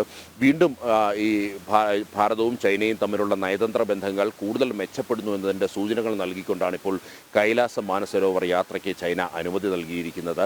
മാത്രമല്ല ഡൽഹിയിൽ നിന്നും ബീജിംഗിലേക്കും തിരിച്ച് ബീജിംഗിൽ നിന്നും ഡൽഹിയിലേക്കും നേരത്തെ ഡയറക്റ്റ് വിമാന സർവീസ് ഉണ്ടായിരുന്നില്ല. അങ്ങനെ ഡയറക്റ്റ് വിമാന സർവീസ്, നേരിട്ടുള്ള വിമാന സർവീസ് നടത്തുവാൻ വേണ്ടിയുള്ള തീരുമാനവുമായിരിക്കുന്നു. ഈ ഒരു വേനൽക്കാലമാകുന്നതോടുകൂടി ഈ കൈലാസ മാനസരോവർ യാത്ര ആരംഭിക്കും. ആ സമയമാകുമ്പോഴത്തേക്കും യാത്ര ചെയ്യുവാൻ ആഗ്രഹിക്കുന്ന ഭക്തർക്ക്, തീർത്ഥാടകർക്ക് അതിനുള്ള അവസരം നൽകുമെന്നുള്ളതാണ് ചൈന വ്യക്തമാക്കിയിരിക്കുന്നത്. നേരത്തെ സൂചിപ്പിച്ച പോലെ വലിയ നയതന്ത്ര വിജയം തന്നെയാണ് ഭാരതം കൈവരിച്ചിരിക്കുന്നത്. പ്രത്യേകിച്ച് കഴിഞ്ഞ ഏറെ നാളായി ചൈനയുമായി അത്ര നല്ല ബന്ധത്തിലായിരുന്നില്ല ഭാരതം എന്നുള്ളതാണ് വസ്തുത. എന്നാൽ ആ ബന്ധങ്ങൾ മെച്ചപ്പെടുന്നു എന്നുള്ളതിൻ്റെ സൂചനകൾ കൂടിയാണ് ഇപ്പോൾ ഈ ഒരു വലിയ നേട്ടത്തിലൂടെ ഉണ്ടായിരിക്കുന്നത്. രോഹിണി. ശരി നന്ദൻ. ഇനി ഗുജറാത്തിലെ ഒരു ശബരിമല വിശേഷത്തിലേക്ക് പോയി വരാം. അഹമ്മദാബാദിൽ നടന്ന ഹിന്ദു ആത്മീയ മേളയിലാണ് ശബരിമലയും 18-ാം പടിയുമെല്ലാം പുനരവതരിച്ചത്. ക്ഷേത്ര മാതൃക മാത്രമല്ല, പടിപൂജയും ഗുജറാത്തിലെ ജനതയ്ക്ക് പുത്തൻ അനുഭവമായി.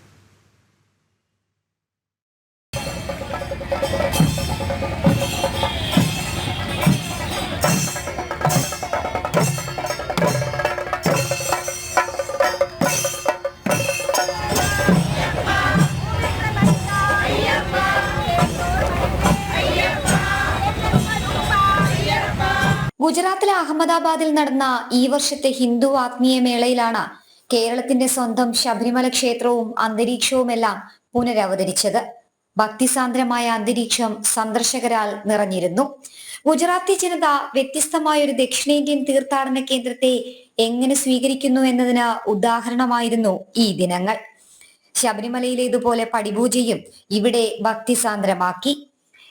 അയ്യപ്പധർമ്മ പ്രചാരണം ലക്ഷ്യമിട്ടാണ് മലയാളികൾ ഉൾപ്പെടെ നൂറുകണക്കിന് ഭക്തർ ശബരിമല അയ്യപ്പ സേവാ സമാജത്തിന് കീഴിൽ ഹിന്ദു ആത്മീയമേളയുടെ ഭാഗമായത്.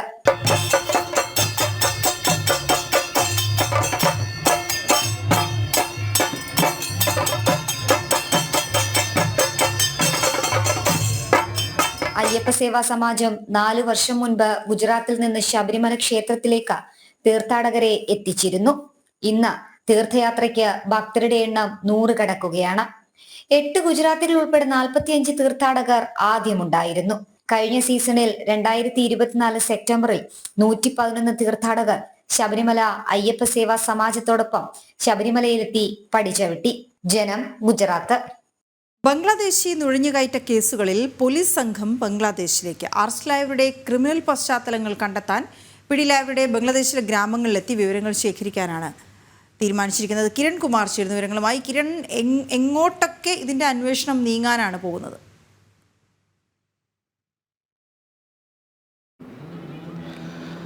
വീണ, കഴിഞ്ഞ ഒരു മാസത്തിനിടയിൽ മാത്രം എറണാകുളം റൂറലിൽ നിന്ന് ഏകദേശം 10ഓളം പേരെയാണ് ഈ ബംഗ്ലാദേശികളായിട്ടുള്ള ആളുകളെ പോലീസ് സംഘം പിടികൂടിയത്. ഇവരെ പല ഘട്ടങ്ങളിലായിട്ട് നടത്തിയ ചോദ്യം ചെയ്യലുകളിൽ നിന്ന് ഇവരിൽ നിന്ന് ലഭിച്ചിട്ടുള്ള വിവരങ്ങളുടെ അടിസ്ഥാനത്തിൽ ഈ ബംഗ്ലാദേശിലെ ഇവരുടെ ഗ്രാമങ്ങളിലെത്തി ഈ കാര്യങ്ങൾ സ്ഥിരീകരിക്കുന്നതിന് വേണ്ടിയുള്ള നീക്കമാണ് പോലീസ് സംഘത്തിൻ്റെ ഭാഗത്തു നിന്നും ഉണ്ടായിരിക്കുന്നത്. നേരത്തെ ചോദ്യം ചെയ്ത സമയത്ത് NIA-യും ഒപ്പം തന്നെ ATS-ഉം അടക്കമുള്ള അന്വേഷണ ഏജൻസികളും ഇവരെ ചോദ്യം ചെയ്തിരുന്നതാണ്. ഇതിൽ നിന്ന് ചില സംശയങ്ങൾ, പ്രത്യേകിച്ച് ഇവരുടെ പശ്ചാത്തലം ഇതുവരെ കൃത്യമായി ഒന്നും തന്നെ ഈ അന്വേഷണ സംഘങ്ങളോട് വ്യക്തമാക്കിയിട്ടില്ല. മാത്രമല്ല, ഇവർക്ക് ഏതെങ്കിലും ക്രിമിനൽ കേസുകളിലടക്കം ഇവർ ഉൾപ്പെട്ടിരുന്നോ എന്നടക്കമുള്ള കാര്യങ്ങളിൽ പരിശോധന നടത്തേണ്ടതുണ്ട്. അതുകൊണ്ട് തന്നെ ബംഗ്ലാദേശിലെത്തി ഇവരുടെ ഗ്രാമങ്ങളിൽ പോലീസുമായി ചേർന്ന് അന്വേഷണം നടത്തുന്നതിന് വേണ്ടിയാണ് പോലീസിന്റെ ഭാഗത്തുനിന്നും നീക്കമുണ്ടായിരിക്കുന്നത്. ഇവർ പറഞ്ഞ കാര്യങ്ങൾ സ്ഥിരീകരിക്കുകയും ഒപ്പം തന്നെ ഇവർ എങ്ങനെയാണ് ബംഗ്ലാദേശിൽ നിന്ന് ഭാരതത്തിലേക്ക് കടന്നു കയറിയത് എന്നടക്കമുള്ള കാര്യങ്ങളും പരിശോധിക്കുന്നുണ്ട്. കൂടാതെ ഇവർക്ക് വ്യാജ തിരിച്ചറിയൽ രേഖകൾ ഉണ്ടാക്കുന്നതിന് വേണ്ടി ആരൊക്കെ സഹായങ്ങൾ നൽകിയിട്ടുണ്ട് എന്ന കാര്യങ്ങളും അന്വേഷണ സംഘം പരിശോധിച്ചു വരികയാണ്. നേരത്തെ പിടിയിലായിട്ടുള്ള തസ്ലീമ അടക്കമുള്ള പ്രതികളെ ചോദ്യം ചെയ്തതിൽ നിന്ന് വ്യക്തമായിട്ടുള്ളത് ഇവർ ആദ്യം ബംഗ്ലാദേശിൽ നിന്ന് പശ്ചിമ ബംഗാളിലേക്ക് എത്തുകയും പിന്നീട് അവിടെ നിന്നാണ് കേരളത്തിലേക്ക് എത്തിയത് എന്നടക്കമുള്ള കാര്യങ്ങൾ വ്യക്തമായിരുന്നു. ഈ സമയത്ത് ഇവർ ഭാരതത്തിലേക്ക് കടന്നതിന് ശേഷം ഇവരുടെ ആധാർ കാർഡ് അടക്കമുള്ളവ ഉണ്ടാക്കി നൽകിയിട്ടുള്ളത് ഈ അതിനുവേണ്ടിയുള്ള സഹായങ്ങൾ ചെയ്തിട്ടുള്ള ആളുകളെയും ഒപ്പം തന്നെ ചോദ്യം ചെയ്യുന്നതിന് വേണ്ടിയുള്ള നീക്കം, ഇവരെയും കൂടി കസ്റ്റഡിയിൽ എടുക്കുന്നതിന് വേണ്ടിയുള്ള നീക്കം ഏതായാലും അന്വേഷണ സംഘത്തിന്റെ ഭാഗത്തു നിന്നുമുണ്ട്. ഏതായാലും ഇവരുടെ പശ്ചാത്തലം പരിശോധിക്കുന്നതിന് വേണ്ടിയാണ് അന്വേഷണ സംഘം ബംഗ്ലാദേശിലേക്ക് പോകുന്നതിന് വേണ്ടി ഒരുങ്ങുന്നത്. ഓക്കെ, ശരി കിരൺ. പ്രായത്തെ മറികടന്ന് മോഹിനിയാട്ടത്തിൽ അരങ്ങേറ്റം കുറിക്കാൻ ഒരുങ്ങുകയാണ് കോഴിക്കോട് മുക്കത്തെ ഒരു കൂട്ടം സ്ത്രീകൾ. 22 വയസ്സ് മുതൽ 61 വയസ്സ് വരെയുള്ള 12 കലാകാരികളാണ് അടുത്ത മാസം 2-ന് ഗുരുവായൂരിൽ അരങ്ങേറ്റം കുറിക്കുക. 61 വയസ്സുള്ള റിട്ടയർഡ് അധ്യാപികമാരായ അരുണ അനിൽകുമാറും ശോഭന നാരായണൻകുട്ടിയും അരങ്ങേറ്റത്തിനുള്ള ഒരുക്കത്തിലാണ്. പേരക്കുട്ടിയുടെ പ്രായമുള്ള ഐശ്വര്യ വരെയുള്ള നൃത്ത വിദ്യാർത്ഥികളുടെ കൂടെ ചുവടുകൾ വയ്ക്കുമ്പോൾ കണ്ടു നിൽക്കുന്നവർ പറയും പ്രായം ഒരു സംഖ്യ മാത്രമാണെന്ന്.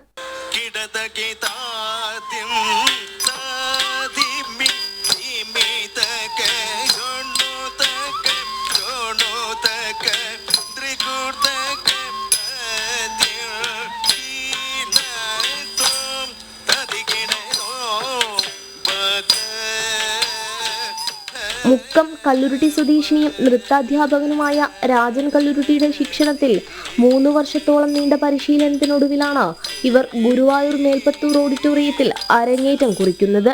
ഞങ്ങളുടെ ഒരു സ്വപ്നമാണ് ഈ പ്രായത്തിൽ. ഞാൻ റിട്ടയർഡ് അധ്യാപികയാണ്. 2020 റിട്ടയർ ആയതാണ്. ഇപ്പൊ 61 വയസ്സായി. പിന്നെ എൻ്റെ ഗ്രൂപ്പിൽ ചെറുപ്പക്കാരും ഉണ്ട്, പ്രായമുള്ളവരും എല്ലാവരും ഉണ്ട്. നല്ല പ്രോത്സാഹനമായിരുന്നു. എല്ലാവരെയും വീടുകളിൽ നിന്ന് നല്ലൊരു പ്രോത്സാഹനമാണ്. പിന്നെ നാട്ടുകാരിൽ നിന്നും നല്ല പ്രോത്സാഹനം. സഹനർത്തകിമാരുടെ ആവേശത്തെക്കുറിച്ച് പറയുമ്പോൾ കൂട്ടത്തിൽ പ്രായം കുറഞ്ഞ ഐശ്വര്യയ്ക്കും 100 നാവ്. ഞാനും വിചാരിച്ചത് അവർ കളിക്കൂല, അപ്പൊ എളുപ്പമാണല്ലോ അവരുടെ കൂടെ വേഗം എത്താൻ പറ്റുന്നുള്ള. പക്ഷെ അവർ ഇന്നേക്കാൾ സ്മാർട്ടാണ്. അവരാണല്ലോ ആദ്യം എല്ലാ സ്റ്റെപ്പും ഒക്കെ പഠിച്ചു ചെയ്യുക. അവര് സഹായിക്കുകയും ചെയ്യും, നല്ലോണം സഹായിക്കുകയും ചെയ്യും. അങ്ങനെ പ്രായത്തിൻ്റെന്നൊന്നുമില്ല, എല്ലാവരും നല്ല സ്മാർട്ടാണ്. 40 വർഷത്തോളം നൃത്താധ്യാപന രംഗത്തുള്ള രാജൻ കല്ലുരുട്ടി അഭിമാനത്തിലും സന്തോഷത്തിലുമാണ്. പക്ഷേ ആദ്യമായിട്ടാണ് ഇങ്ങനെ ഒരു സീനിയർ ബാച്ചിനെ തയ്യാറാക്കിയെടുത്തത്. കാരണം വന്ന സമയത്ത് ഇവർ കളിക്കുകയോ ഒന്നും നമുക്കറിയില്ലായിരുന്നു. കാരണം നമ്മൾ ശ്രമിച്ചു നോക്കാമെന്ന് പറഞ്ഞു. അവർക്ക് അതുപോലെ തന്നെ ഒരു ആത്മവിശ്വാസ കുറവുണ്ടായിരുന്നു. പക്ഷേ അത് ശ്രമിച്ച് ഒരു 4-5 ക്ലാസ് കഴിഞ്ഞപ്പോഴത്തേനും നമ്മൾ മനസ്സിലായി ഇവർ കളിക്കും, അവർക്ക് പഠിപ്പിച്ചെടുക്കാൻ പറ്റുന്നു. മോഹിനിയാട്ടത്തിലെ ജതിസ്വരം, പദം, അജിതാഹരി എന്ന് തുടങ്ങുന്ന കൃഷ്ണസ്തുതിയുമാണ് ഇവർ അരങ്ങിൽ അവതരിപ്പിക്കാൻ പോകുന്നത്. അരങ്ങേറ്റം ഗംഭീരമാക്കാനുള്ള ഒരുക്കത്തിലാണ് ഈ പെൺകൂട്ടായ്മ. ജനം, കോഴിക്കോട്. അശ്രദ്ധമായി മോതിരം ധരിച്ച് പണി വാങ്ങുന്നവരുടെ എണ്ണം കൂടി വരികയാണ്. വിരലിൽ കുടുങ്ങിയ മോതിരം ഊരാൻ വേണ്ടി മാത്രം കഴിഞ്ഞ 1 വർഷത്തിനിടയിൽ കണ്ണൂർ തളിപ്പറമ്പ് അഗ്നിശമന സേനയുടെ സഹായം തേടിയത് നിരവധി പേരാണ്. അപ്പോൾ ഇനി മുതൽ ശ്രദ്ധിക്കുക, അളവിനൊത്ത മോതിരം മാത്രം വിരലിൽ ഇടുക. മോതിരം വിരലിൽ കുടുങ്ങി അഗ്നിശമന സേനയുടെ സഹായം തേടുന്നത് തളിപ്പറമ്പിൽ തുടർ സംഭവമായിരിക്കുകയാണ്. കൂടുതലും ഫാൻസി മോതിരങ്ങളാണ് വിരലിൽ കുടുങ്ങുന്നത്. വിരലിൽ മോതിരം ഇറുകി നീരുവെച്ച നിലയിലാണ് പലരും സഹായം തേടിയെത്തുന്നത്. സ്വർണവും വെള്ളിയും ഉപയോഗിച്ച് നിർമ്മിച്ച മോതിരങ്ങളും അഴിക്കാൻ പറ്റാത്ത നിലയിലെത്താറുണ്ട്. 50ഓളം പേരാണ് ഇതിനകം തളിപ്പറമ്പ് അഗ്നിശമന നിലയത്തിൽ മാത്രം എത്തിച്ചേർന്നത്. പ്രശ്നം ഒഴിവാക്കാൻ ഇറുകിയ ഫാൻസി മോതിരങ്ങൾ ധരിക്കുന്നത് പരമാവധി ഒഴിവാക്കണമെന്ന് അധികൃതർ പറയുന്നു. അപ്പോൾ ഞങ്ങൾക്ക് പറയാനുള്ളത്, കുട്ടികൾ ഇങ്ങനെയുള്ള മോതിരങ്ങൾ, സ്റ്റീൽ മോതിരങ്ങളൊക്കെ ഉപയോഗിക്കാതിരിക്കുകയാണ്. അതുപോലെ സ്റ്റീൽ മോതിരങ്ങൾ തന്നെ ശരിക്കും മുറുകുന്ന സമയത്താണെങ്കിൽ അത് വലിച്ച് മാറ്റാതെ പെട്ടെന്ന് തന്നെ ഫയർ സ്റ്റേഷനിലേക്ക് വരിക. സ്റ്റേഷനിൽ വന്നാൽ ഞങ്ങൾക്കത് കൃത്യമായ ഉപകരണങ്ങൾ ഉണ്ട്. അതുകൂടാതെ നമുക്ക് നൂല് ഉപയോഗിച്ചിട്ടും നമുക്കിത് മാറ്റാൻ പറ്റും. വണ്ണം വെച്ചിട്ടില്ലെങ്കിൽ നമുക്ക് നൂല് ഉപയോഗിച്ചിട്ട് തന്നെ ഈ മോതിരം മുറിച്ച് മാറ്റാൻ പറ്റും. അല്ലെങ്കിൽ കട്ട് ചെയ്യാനുള്ള എല്ലാ ഉപകരണങ്ങളുണ്ട്. കുട്ടികളോട് നമുക്ക് ഇന്ന് കൂടുതൽ പറയാനുള്ളത് ഇത് തന്നെയാണ്, ഇങ്ങനെയുള്ള മോതിരങ്ങൾ ഉപയോഗിക്കാതിരിക്കുക. മോതിരം വിരലുകളിൽ മുറുകുന്ന സമയത്ത് വലിച്ചൂരാൻ ശ്രമിക്കാതെ ഉടൻ ഫയർ സ്റ്റേഷനിലെത്തണം. നീരു വന്നില്ലെങ്കിൽ നൂലുവച്ചും അല്ലാതെ ഷിയേഴ്സ് പോലുള്ള ഉപകരണങ്ങൾ ഉപയോഗിച്ചും മോതിരം സുരക്ഷിതമായി മുറിച്ചെടുക്കാനാകും. കഴിഞ്ഞ ദിവസം 98 വയസ്സുള്ളയാളിൽ നിന്ന് 3 മോതിരങ്ങളാണ് ഒന്നിച്ചു മുറിച്ചു മാറ്റേണ്ടി വന്നത്. ജനം, കണ്ണൂർ. ഇടുക്കിയിൽ വിയറ്റ്നാം വരാൽ കൃഷി പരിചയപ്പെടുത്തുകയാണ് മലപ്പുറത്തു നിന്നുള്ള യുവ കർഷകർ. രാജകുമാരി പാടശേഖരത്താണ് ഇവർ പരീക്ഷണാടിസ്ഥാനത്തിൽ മത്സ്യകൃഷി ഇറക്കിയിരിക്കുന്നത്. ഹൈറേഞ്ചിൽ ആദ്യമായാണ് വിയറ്റ്നാം വരാൽ വ്യാപകമായി വളർത്തുന്നത്.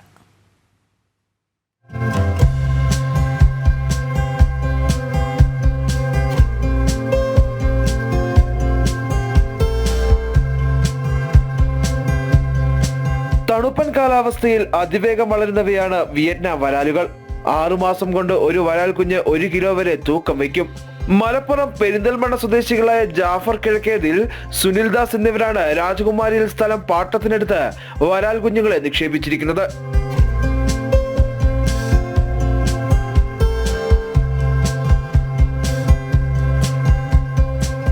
ഇത് വിയറ്റ്നാം വരാൽ എന്ന് പറഞ്ഞാൽ ഹൈബ്രിഡ് വരാലാണ്. 6 മാസം കൊണ്ട് നമുക്ക് ഏകദേശം 60% 1 കിലോ ഇത് നമ്മൾ പരീക്ഷിച്ചിട്ട് വിജയം കണ്ടെത്തിയതാണ്. ഇടുക്കിയിലെ ഇതിനെ കുറിച്ചിട്ട് നമുക്ക് വേറെ അറിവൊന്നുമില്ല. പക്ഷെ നമ്മളിവിടെ ഈ കുളത്തിലൊന്ന് ഫസ്റ്റ് നോക്കിയിട്ടുണ്ട്. എന്നിട്ട് അതിന് അത്യാവശ്യം നല്ല ഗ്രോത്ത് കിട്ടിയത് കൊണ്ടാണ് പിന്നെ ബാക്കിയുള്ള മീനുകൾ ഇട്ട്. ഇടുക്കിയുടെ കാലാവസ്ഥ വിയറ്റ്നാം വരാൽ കൃഷിക്ക് അനുയോജ്യമെന്ന് കണ്ടാണ് ഇവർ രാജകുമാരിയിലേക്ക് കുടിയേറിയത്. 6 കുളങ്ങളിലായി 12,000 കുഞ്ഞുങ്ങളെയാണ് നിക്ഷേപിച്ചിരിക്കുന്നത്.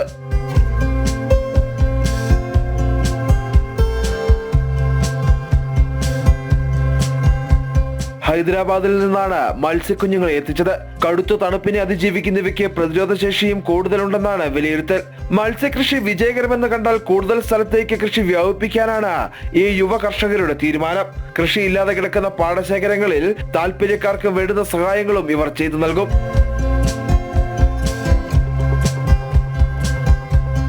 ജനം, ഇടുക്കി. പ്രതിമാസം 80 ലക്ഷം രൂപ വാടക നൽകേണ്ട മുഖ്യമന്ത്രിയുടെ ഹെലികോപ്റ്റർ വിശ്രമത്തിൽ. ചുരുക്കം അവസരങ്ങളിൽ മാത്രമാണ് മുഖ്യമന്ത്രി ഹെലികോപ്റ്റർ ഉപയോഗിക്കുന്നത്. മാവോയിസ്റ്റ് വേട്ടയടക്കമുള്ള പ്രഖ്യാപിത ലക്ഷ്യങ്ങൾ പോലും ഫലം കാണുന്നുമില്ല. സ്വകാര്യ ഹെലികോപ്റ്ററുകൾക്കായി സർക്കാർ ഇതുവരെ ചെലവഴിച്ചത് 33.23 കോടി രൂപ. ടിൻഡു ദാസ് ചേരുന്ന വിവരങ്ങളുമായി. ടിൻഡു, ഇത് ഈ ഹെലികോപ്റ്റർ വാടകയ്ക്കെടുക്കാൻ തീരുമാനിക്കുമ്പോൾ തന്നെ ഉയർന്ന ഒരു ആരോപണമാണ്. വിവാദം അന്ന് തന്നെ ഉണ്ടായതാണ്. എപ്പോഴൊക്കെ മുഖ്യമന്ത്രിക്ക് ഇത് ഉപയോഗിക്കേണ്ടി വരും? എന്തിനാണ് ഇത്രയും അധികം പണം ചെലവഴിക്കേണ്ടി വരുന്നത്? എന്നൊക്കെ ഇപ്പോൾ ലഭ്യമാകുന്ന കണക്ക് ഇതുവരെ ചെലവഴിച്ചത് ഇത്രയും കോടി രൂപ എന്ന് വരുമ്പോൾ തന്നെ ഇതിൻ്റെ പിന്നിൽ വീണ്ടും ഒന്നുകൂടി ഈ വിവാദങ്ങളൊക്കെ ഉയർന്നു വരുന്നത് മനസ്സിലാക്കാൻ കഴിയുന്നുണ്ട്. അപ്പോൾ എത്ര തവണ ഇത് ഉപയോഗിച്ചു, എന്തിനൊക്കെ ഉപയോഗിച്ചു, അത് എത്രത്തോളം ഫലം കണ്ടു തുടങ്ങിയ കാര്യങ്ങളൊക്കെ വ്യക്തമായിട്ടുണ്ടോ? തീർച്ചയായിട്ടും വീണ, കൊടിയ ധനപ്രതിസന്ധി നിലനിൽക്കുന്ന സാഹചര്യങ്ങളിലൂടെ കടന്നു പോകുമ്പോഴാണ് സംസ്ഥാനത്ത് മുഖ്യമന്ത്രിക്ക് സഞ്ചരിക്കാനും മുഖ്യമന്ത്രിക്ക് വിവിധ ഇടങ്ങളിൽ എത്തിച്ചേരാനുമായിട്ട് ഇത്തരത്തിൽ ഹെലികോപ്റ്ററുകൾ വാടകയ്ക്ക് എടുക്കുന്നത്. ഇതുവരെ സ്വകാര്യ ഹെലികോപ്റ്ററുകൾക്കായി സർക്കാർ ചെലവഴിച്ചത് 33.23 കോടി രൂപയാണ്. അപ്പോൾ ഈ ഗുരുതരമായിട്ടുള്ള ഒരു ധനവിനിയോഗം ഇവിടെ വന്നിട്ടുണ്ട് എന്ന് നമുക്ക് മനസ്സിലാക്കേണ്ടതായിട്ടുണ്ട്. അതോടൊപ്പം തന്നെ ഈ മാവോയിസ്റ്റ് വേട്ടയടക്കമുള്ള പ്രഖ്യാപിത ലക്ഷ്യങ്ങളോട് കൂടിയാണ് ഈ ഹെലികോപ്റ്ററുകൾ വാടകയ്ക്ക് എടുക്കുന്നത്. അതിനുശേഷം ഇത്തരത്തിലുള്ള ഈ പ്രഖ്യാപിതമായിട്ടുള്ള ലക്ഷ്യങ്ങളൊന്നും നടപ്പിലാക്കിയിട്ടുമില്ല, അല്ലെങ്കിൽ അത്തരത്തിലുള്ള ആവശ്യങ്ങൾക്ക് വേണ്ടി ഹെലികോപ്റ്ററുകൾ ഉപയോഗിച്ചിട്ടുമില്ല എന്ന് നമുക്ക് വിവിധ ഘട്ടങ്ങളിൽ കണ്ടെത്തേണ്ടതായിട്ട് വരും. അതോടൊപ്പം തന്നെ മുഖ്യമന്ത്രി ഹെലികോപ്റ്ററുകൾ ഉപയോഗിക്കുന്നത് ചുരുങ്ങിയ ചില സമയങ്ങളിൽ മാത്രമാണ്. ഏതാണ്ട് ഈ ഹെലികോപ്റ്റർ വാടകയ്ക്ക് എടുത്തതിന് ശേഷം, വിവാദങ്ങൾ വന്നതിന് ശേഷം ഏതാണ്ട് 1 തവണ മാത്രമാണ് ഹെലികോപ്റ്റർ മുഖ്യമന്ത്രി ഉപയോഗിച്ചിട്ടുള്ളത്. അതിനുശേഷം തിരുവനന്തപുരം ഗോൾഫ് ക്ലബിലെ ഈ ഹെലികോപ്റ്റർ ലാൻഡ് ചെയ്യുകയും അവിടെ ഈ സുരക്ഷാ പ്രശ്നങ്ങളൊക്കെ വരികയുണ്ടായ സംഭവങ്ങളൊക്കെ ഉണ്ടായിട്ടുണ്ട്. അതിനുശേഷം ഈ ഹെലികോപ്റ്റർ ഇത്തരത്തിൽ മുഖ്യമന്ത്രി ഉപയോഗിക്കുന്നതായിട്ട് കണ്ടെത്തിയിട്ടില്ല. പിന്നീടുള്ളത് പ്രതിമാസം 80 ലക്ഷം രൂപയാണ് ഈ ഹെലികോപ്റ്ററുകൾക്കായിട്ട് ഹെലികോപ്റ്ററിന് വാടക നൽകേണ്ടത്. ഇപ്പോഴും ഈ ഹെലികോപ്റ്റർ വാടകയ്ക്ക് എടുത്ത ഇനത്തിൽ ഈ തുക നൽകിക്കൊണ്ടിരിക്കുന്നു എന്ന് വേണം മനസ്സിലാക്കേണ്ടത്. അപ്പോൾ മുഖ്യമന്ത്രിയുടെ 1-2 ആവശ്യങ്ങൾ, 1-2 യാത്രകൾക്ക് വേണ്ടിയിട്ടാണ് ഇത്തരത്തിൽ പ്രതിമാസം 80 ലക്ഷത്തോളം രൂപ മുടക്കിക്കൊണ്ട് ഈ ഹെലികോപ്റ്ററുകൾ വാടകയ്ക്കെടുത്തതും അതിപ്പോൾ ഉപയോഗിക്കാതെ മാറ്റി നിർത്തപ്പെടുന്നതും എന്ന് വേണം മനസ്സിലാക്കേണ്ടത്. വലിയ രീതിയിലുള്ളൊരു ധനപ്രതിസന്ധിയിലൂടെ കടന്നു പോകുമ്പോഴാണ് ഇത്തരത്തിൽ ധൂർത്തുകൾ നടക്കുന്നത് എന്ന് നമുക്ക് പറയേണ്ടതായിട്ട് വരും. മുഖ്യമന്ത്രിയുടെ പല ആവശ്യങ്ങൾക്കായും, ക്ലിഫ് ഹൗസിലെ വികസന പ്രവർത്തനങ്ങൾക്കായും, ക്ലിഫ് ഹൗസിലെ കുളം ശുചീകരിക്കുന്നതിന് വേണ്ടി, പശുത്തൊഴുത്ത് ശുചീകരിക്കുന്നതിന് വേണ്ടി വരെ വലിയ തുക ചെലവഴിക്കുന്ന ഈ ഒരു കേരളത്തിൽ ഈ ഇത് ഹെലികോപ്റ്റർ 80 ലക്ഷം രൂപയ്ക്ക് വാടകയ്ക്ക് എടുത്തു എന്ന് പറയുന്നത് ഒരു അതിശയോക്തിയുള്ള കാര്യമല്ലാതായി മാറിയിരിക്കുകയാണ്. അപ്പോൾ എന്തായാലും വലിയ രീതിയിലുള്ള ഒരു ധനപ്രതിസന്ധിയിലൂടെ കടന്നു പോകുമ്പോഴും മുഖ്യമന്ത്രിയുടെ ദൂരത്തിനു വേണ്ടി ചിലവാക്കിയ തുകയ്ക്കോ അല്ലെങ്കിൽ മുഖ്യമന്ത്രിയുടെ ദൂരത്തിനു വേണ്ടി എടുത്ത ഈ ഹെലികോപ്റ്ററുകളോ ഒന്നും ഉപയോഗിക്കുന്നില്ല എന്ന് വേണം ഈ ഘട്ടത്തിൽ പറയേണ്ടതായിട്ടുള്ളത്. എന്തായാലും നിലവിൽ ഇപ്പോഴും ഈ ഹെലികോപ്റ്ററിന് വാടക കൊടുക്കുന്നുണ്ട്. ഒരുപക്ഷെ ദുരന്ത ഘട്ടങ്ങളിൽ പോലും നമുക്കറിയാം, വയനാട് പോലുള്ള വലിയ ദുരന്ത ഘട്ടങ്ങൾ വന്നപ്പോൾ പോലും മുഖ്യമന്ത്രി ആ ഹെലികോപ്റ്റർ ഉപയോഗിച്ചിട്ടില്ല എന്ന് വേണം മനസ്സിലാക്കേണ്ടത്. ഈ വിവിധ ഘട്ടങ്ങൾ ഇങ്ങനെയുള്ള ഒരു പ്രതിസന്ധിയൊക്കെ വരുമ്പോൾ അവിടെ എത്തിച്ചേരാനോ അവിടെ എത്രയും വേഗം എത്തിച്ചേരാനോ ഒക്കെ ആയിട്ട് വേണ്ടിയിട്ടാണ് ഹെലികോപ്റ്റർ വാടകയ്ക്ക് എടുക്കുന്നത്. പക്ഷേ ആ ഒരു ദുരന്ത ഘട്ടത്തിൽ പോലും ഈ ഹെലികോപ്റ്റർ ഉപയോഗിച്ച് കണ്ടില്ല എന്ന് വേണം മനസ്സിലാക്കേണ്ടത്. വീണ, അതെ ടിൻറ്റു, അതോടൊപ്പം മറ്റൊരു വാർത്തയുടെ വിശദാംശങ്ങൾ കൂടി തേടേണ്ടതുണ്ട്. നമുക്കറിയാം കനത്ത സാമ്പത്തിക പ്രതിസന്ധിയാണ് സംസ്ഥാനത്ത്. ഇതിൽ നിന്ന് കരകയറാൻ വീണ്ടും കേന്ദ്ര സഹായം തേടിയിരിക്കുകയാണ് കേരളം. 24,000 കോടി രൂപയുടെ പ്രത്യേക പാക്കേജ് കേന്ദ്രത്തോട് കേരളം ആവശ്യപ്പെട്ടു. കടമെടുപ്പ് പരിധി 3.5% ഉയർത്തണമെന്നും ബജറ്റിന് മുന്നോടിയായി ആവശ്യപ്പെട്ടിട്ടുണ്ട്. വിവരങ്ങൾ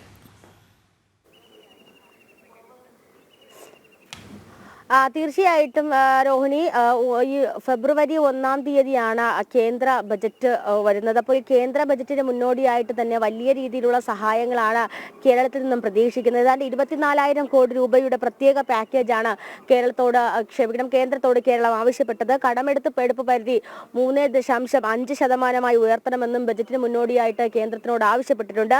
മറ്റൊരു കാര്യമെന്ന് പറയുന്നത് ഊർജ്ജ മേഖലയിലെ നേട്ടത്തിന് വേണ്ടി അനുവദിച്ച 1.5% എന്ന രീതി തുടരാനോ ഒരുപക്ഷെ എനർജി മാനേജ്മെന്റിൽ 1.5% ലഭിക്കുന്ന ആ നികുതി തുക കൂടി ഉണ്ടെങ്കിൽ നിലവിലെ സാഹചര്യത്തിൽ നിന്നും ഒരുപക്ഷെ മുന്നോട്ട് പോകാൻ നിലവിലെ സാഹചര്യത്തിൽ ഒരു ആശ്വാസകരമാകുമെന്നാണ് കേരളം കേന്ദ്രത്തോട് അറിയിച്ചിട്ടുള്ളത്.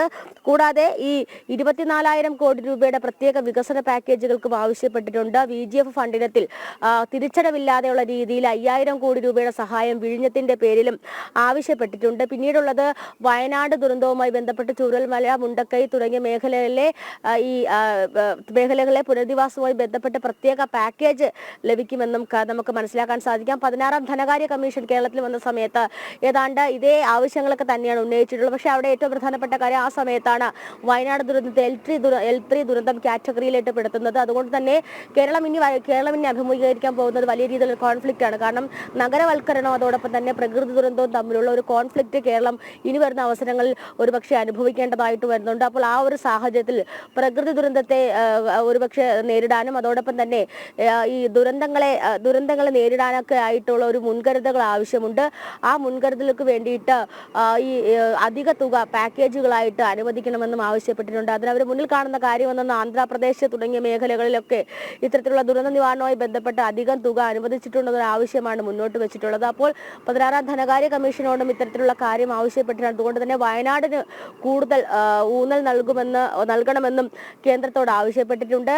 ഈ കടപരിധിയുമായി ബന്ധപ്പെട്ട് നിൽക്കുന്ന ചില തർക്കങ്ങളുണ്ട്. കാരണം കിഫ്ബി അതോടൊപ്പം തന്നെ കിഫ്ബി പോലുള്ള സ്ഥാപനങ്ങളെ ഈ പൊതുകടത്തിന്റെ പേരിൽ ഉൾപ്പെടുത്തിയിട്ടുണ്ട്. അപ്പോൾ അതിൽ നിന്നൊക്കെ ഒഴിവാക്കുന്നത് വേണ്ടിയിട്ടും കൂടുതൽ കേന്ദ്രത്തോട് ആവശ്യപ്പെട്ടിട്ടുള്ളതായിട്ടാണ് മനസ്സിലാക്കാൻ സാധിക്കുന്നത്. അപ്പോൾ ഈ പൊതുകടത്തിന്റെ പേരിൽ കേന്ദ്രവും കേരളവുമായിട്ടൊക്കെ വലിയ രീതിയിൽ തർക്കമൊക്കെ നിൽക്കുന്നുണ്ട്. അതിപ്പോൾ കോടതി കയറി ഇറങ്ങുന്നതിനിടയിലാണ് നിലവിലെ സാമ്പത്തിക പരാധീനതകൾ മറികടക്കാൻ അല്ലെങ്കിൽ സാമ്പത്തിക പ്രതിസന്ധി മറികടക്കാനായിട്ട് കൂടുതൽ ധനസഹായവുമായിട്ട് കേരളം കേന്ദ്രത്തോട് ആവശ്യപ്പെട്ടിട്ടുള്ളത്. അപ്പോൾ 24,000 കോടി രൂപയുടെ സമഗ്ര പാക്കേജ് കേരളത്തിന് ലഭ്യമായാൽ നിലവിലെ അവസ്ഥയിൽ നിന്നുമൊക്കെ മുന്നോട്ട് പോകാൻ സാധിക്കും. അതോടൊപ്പം തന്നെ ഈ കടമെടുക്കുന്നത് 3.5% ഉയർത്തണം.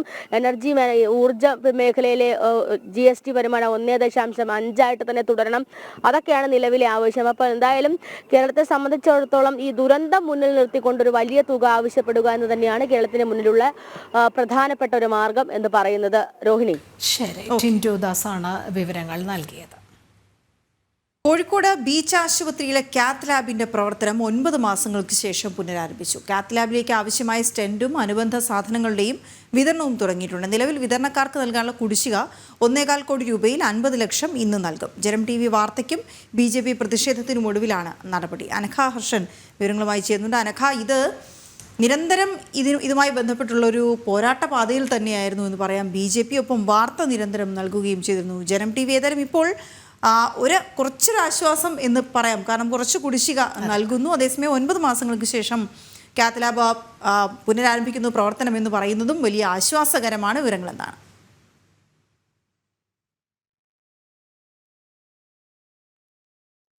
ഒന്നും രണ്ടുമല്ല നീണ്ട 9 മാസമാണ് ഈ ബീച്ച് ആശുപത്രിയിലെ കാത്ത് ലാബ് അടച്ചിട്ടിരുന്നത്. മാത്രമല്ല ഇതുമായി ബന്ധപ്പെട്ട് രോഗികൾ വലിയ പ്രതിസന്ധിയിലായിരുന്നു. ഈ വാർത്ത നിരന്തരം റിപ്പോർട്ട് ചെയ്തത് നമ്മളാണ്. നമ്മുടെ വാർത്തയ്ക്കും BJPയുടെ പ്രതിഷേധവും ഒക്കെ തന്നെ ഈ വിഷയത്തിൽ നിരന്തരം ഉണ്ടായിരുന്നു. അതിനെല്ലാം ഒടുവിലാണ് ഇപ്പോൾ ബീച്ച് ആശുപത്രിയിലുള്ള കാത്ത് ലാബ് പ്രവർത്തനം ആരംഭിച്ചിരിക്കുന്നത്.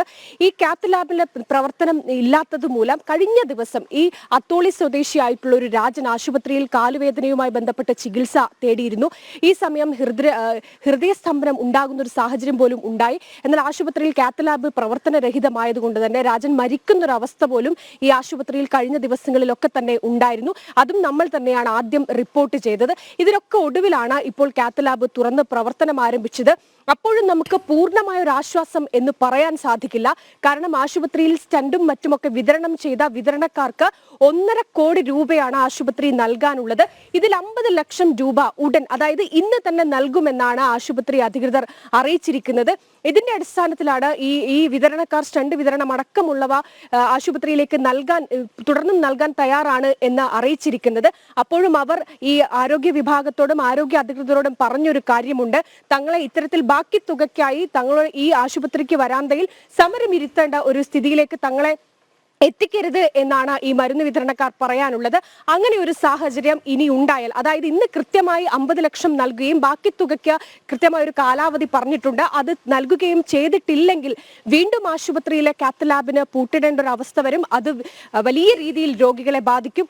എന്തായാലും ഈ ബീച്ച് ആശുപത്രിയിലെ 9 മാസമായി അടഞ്ഞുകിടന്ന കാത്ത് ലാബാണ് ഇന്ന് തുടർന്ന് പ്രവർത്തനം ആരംഭിച്ചിരിക്കുന്നത്. നിരന്തരം നമ്മൾ ചെയ്ത വാർത്തയുണ്ടായിരുന്നു, BJPയുടെ പ്രതിഷേധമുണ്ടായിരുന്നു. ആശുപത്രി സൂപ്രണ്ടിന്റെ അടക്കം റൂമിന് പുറത്ത് ഉപരോധ സമരങ്ങൾ സംഘടിപ്പിച്ചിരുന്നു. ഇതിന്റെയൊക്കെ ഏറ്റവും ഒടുവിലാണ് 9 മാസങ്ങൾക്ക് ശേഷം ഇപ്പോൾ കാത്ത് ലാബിന്റെ പ്രവർത്തനം തുറന്ന് പ്രവർത്തിച്ചിരിക്കുന്നത്. എന്തായാലും വരും ദിവസങ്ങളിൽ ഇനി ഈ കാത്ത് ലാബിന് പൂട്ടിടുന്ന അവസ്ഥ ഉണ്ടാകരുത് എന്ന് മാത്രമാണ് നമുക്ക് പറയാനുള്ളത്. കാരണം അത്രമേൽ സാധാരണക്കാരെത്തുന്ന, സാധാരണക്കാരന്റെ ഏക ആശ്രയമായ ഒരു ആശുപത്രി കൂടിയാണ് ബീച്ച് ആശുപത്രി. അതുകൊണ്ട് തന്നെ ഇനി തുടർന്ന് എല്ലാ ദിവസങ്ങളിലും എല്ലാ മാസവും ഈ കാത്ത് ലാബിന്റെ പ്രവർത്തനം ഇതുപോലെ തന്നെ തുടരണം എന്നാണ് പറയാനുള്ളത്. അതിന് ആരോഗ്യവകുപ്പ് തിരിച്ച് അവർക്ക് ഇത്തരത്തിൽ വിതരണക്കാർക്ക് നൽകാനുള്ള കുടിശ്ശിക ബാക്കി കൂടി നൽകണം. അതിൽ എന്തെങ്കിലും ഒരു തടസ്സം ഉണ്ടായിക്കഴിഞ്ഞാൽ വീണ്ടും ഈ കാത്ത് ലാബിന്റെ പ്രവർത്തനം, കാത്ത് ലാബിന് പൂട്ടിടേണ്ട ഒരു അവസ്ഥ കൂടി വരാനുള്ള സാധ്യതയും ഉണ്ട്. ഓക്കെ, ശരി അനഘ. സ്വന്തമായി കെട്ടിടം പോലുമില്ലാതെ പരിമിതിയിൽ വീർപ്പുമുട്ടുകയാണ് കോഴിക്കോട് മീഞ്ചന്ത സബ് രജിസ്ട്രാർ ഓഫീസ്. പ്രവർത്തനം ആരംഭിച്ച് 42 വർഷം കഴിഞ്ഞിട്ടും സ്വന്തം കെട്ടിടം എന്ന ആവശ്യത്തിന് നേരെ അധികൃതർ മുഖം തിരിക്കുകയാണ്. 1982 മീഞ്ചന്ത സബ് രജിസ്ട്രാർ ഓഫീസ് പ്രവർത്തനം ആരംഭിക്കുന്നത്. ഇതുവരെ 4 കെട്ടിടങ്ങളിൽ മാറി മാറി പ്രവർത്തിച്ചു. അരക്കിണർ റെയിൽവേ ലൈൻ റോഡിലെ കെട്ടിടത്തിന്റെ മുകൾ നിലയിലാണ് ഓഫീസ് നിലവിൽ പ്രവർത്തിക്കുന്നത്. സബ് രജിസ്ട്രാർ ഉൾപ്പെടെ 9 ജീവനക്കാരുണ്ട്. സ്ഥലപരിമിതി മൂലം രജിസ്ട്രേഷൻ നടപടികൾക്ക് എത്തുന്നവർ പോലും ബുദ്ധിമുട്ടുകയാണ്. പാർക്കിംഗ് സൗകര്യമില്ല. ഇടുങ്ങിയ കോവണികൾ കയറി വേണം മുകളിലെത്താൻ. ശുചിമുറികളുടെ അപര്യാപ്തതയുമുണ്ട്. കെട്ടിട ഉടമസ്ഥന് വാടക പോലും കൃത്യമായി ലഭിക്കുന്നില്ലെന്ന പരാതിയുമുണ്ട്. സ്വന്തം കെട്ടിടം എന്ന ആവശ്യവുമായി ജീവനക്കാരും ആധാരമെഴുത്തുകാരും അടക്കം മന്ത്രിമാർക്കടക്കം നിരവധി തവണ പരാതി നൽകിയിരുന്നു. എന്നാൽ നടപടികൾ ഉണ്ടാകുന്നില്ലെന്നു മാത്രം. ജനം, കോഴിക്കോട്. സംസ്ഥാനത്തെ ഏറ്റവും ഉയരവും നീളവും കൂടിയ ആക്കുളം ഗ്ലാസ് ബ്രിഡ്ജ് തുറക്കാൻ ഇനിയും വൈകും. ഗ്ലാസ് ബ്രിഡ്ജ് സുരക്ഷിതമല്ല എന്ന് കോഴിക്കോട് NIT വ്യക്തമാക്കുന്നു. പാലം അടഞ്ഞുകിടക്കാൻ തുടങ്ങിയിട്ട് 1 വർഷം പിന്നിടുകയാണ്. സാഹസിക ടൂറിസത്തിന് കൂടുതൽ പ്രാധാന്യം കൊടുത്തുകൊണ്ട് തിരുവനന്തപുരം ആക്കുളത്ത് 2024 കൂടിയാണ് കണ്ണാടിപ്പാലത്തിന്റെ നിർമ്മാണ പ്രവർത്തനങ്ങൾ പൂർത്തിയാക്കുന്നത്. പാലം പൂർത്തിയായി ഉദ്ഘാടന ദിവസങ്ങൾക്ക് മുന്നേ തന്നെ 2 തവണ വിള്ളൽ രൂപപ്പെട്ടു. വിള്ളലുകൾ സാമൂഹ്യ വിരുദ്ധർ വരുത്തിയതെന്നായിരുന്നു ജില്ലാ ടൂറിസം ഡിപ്പാർട്ട്മെന്റും കരാർ കമ്പനിയും വാദിച്ചത്. കണ്ണാടിപ്പാലത്തിന്റെ നിർമ്മിതിയിൽ ഉണ്ടായ അപാകതകളാണ് തുടർച്ചയായി പാലത്തിൽ വിള്ളൽ വീഴാനുണ്ടായ കാരണമെന്ന് പിന്നീട് കണ്ടെത്തുകയായിരുന്നു. വട്ടിയൂർക്കാവ് MLA VK പ്രശാന്തിന്റെ നേതൃത്വത്തിലുള്ള വെബ്കോസ് എന്ന സ്വകാര്യ കമ്പനിയാണ് പാലത്തിന്റെ നിർമ്മാണ പ്രവർത്തനങ്ങൾ ഏറ്റെടുത്തിരുന്നത്. കണ്ണാടിപ്പാലത്തിൽ വിള്ളൽ വീണത് വലിയ വിവാദത്തിനും MLAയും മന്ത്രിയും തമ്മിലുള്ള പിണക്കത്തിനും കാരണമായി. ജില്ലാ ടൂറിസം ഡിപ്പാർട്ട്മെന്റും വകുപ്പ് മന്ത്രിയും പദ്ധതിയെ കൈയൊഴിഞ്ഞു. പ്രാദേശിക പ്രതിഷേധങ്ങൾക്കൊടുവിൽ കോഴിക്കോട് NIT വീണ്ടും പാലത്തിൽ പഠനം നടത്തി. കാന്റിലിവർ ശാസ്ത്രതത്വം ഉപയോഗിച്ചുകൊണ്ട് നിർമ്മിക്കേണ്ട പാലം സുരക്ഷാ മാനദണ്ഡങ്ങൾ ഒന്നും പാലിച്ചിട്ടില്ലെന്നാണ് കോഴിക്കോട് NIT കണ്ടെത്തിയത്. ഉത്തരവാദിത്ത ടൂറിസത്തിന്റെ ഭാഗമായാണ് പദ്ധതി നടപ്പിലാക്കുന്നത്. ഒരുപക്ഷെ നഗരത്തിന്റെ ഹൃദയഭാഗത്ത് ഏറ്റവും നീളം കൂടിയ കണ്ണാടിപ്പാലം വരുന്നതിലൂടെ വിനോദസഞ്ചാര മേഖലയിൽ പുത്തൻ പ്രതീക്ഷ നൽകേണ്ട പദ്ധതിയാണ് കൊടിയ അഴിമതിയുടെ ചുവപ്പ് നടയിൽ കുടുങ്ങിക്കിടക്കുന്നത്. ജനം, തിരുവനന്തപുരം. അമേരിക്കയിൽ 1000-ഓളം അനധികൃത കുടിയേറ്റക്കാർ അറസ്റ്റിൽ. ഞായറാഴ്ച മുതൽ കർശന നടപടികളാണ് അനധികൃത കുടിയേറ്റക്കാർക്കെതിരെ നടക്കുന്നത്. ട്രാൻസ്ജെൻഡറുകളുടെയും സൈനികരുമായി ബന്ധപ്പെട്ട വിഷയങ്ങളിലും 3 എക്സിക്യൂട്ടീവ് ഓർഡറുകൾ കൂടി ഉടൻ ട്രംപ് പുറപ്പെടുവിച്ചേക്കും. നീതിന്യായ വകുപ്പിലെ ഉദ്യോഗസ്ഥർക്കെതിരെയും ട്രംപ് നടപടി ആരംഭിച്ചിട്ടുണ്ട്. അമേരിക്കയിൽ നിന്ന് തിരിച്ചയക്കുന്ന അനധികൃത കുടിയേറ്റക്കാരെ ഏറ്റെടുക്കാത്ത രാജ്യങ്ങൾക്കെതിരെ കർശന നടപടിയെന്ന് ട്രംപ്. തിരിച്ചയച്ച അനധികൃത കുടിയേറ്റക്കാരെ സ്വീകരിക്കാൻ കൊളംബിയ വിസമ്മതിച്ചിരുന്നു.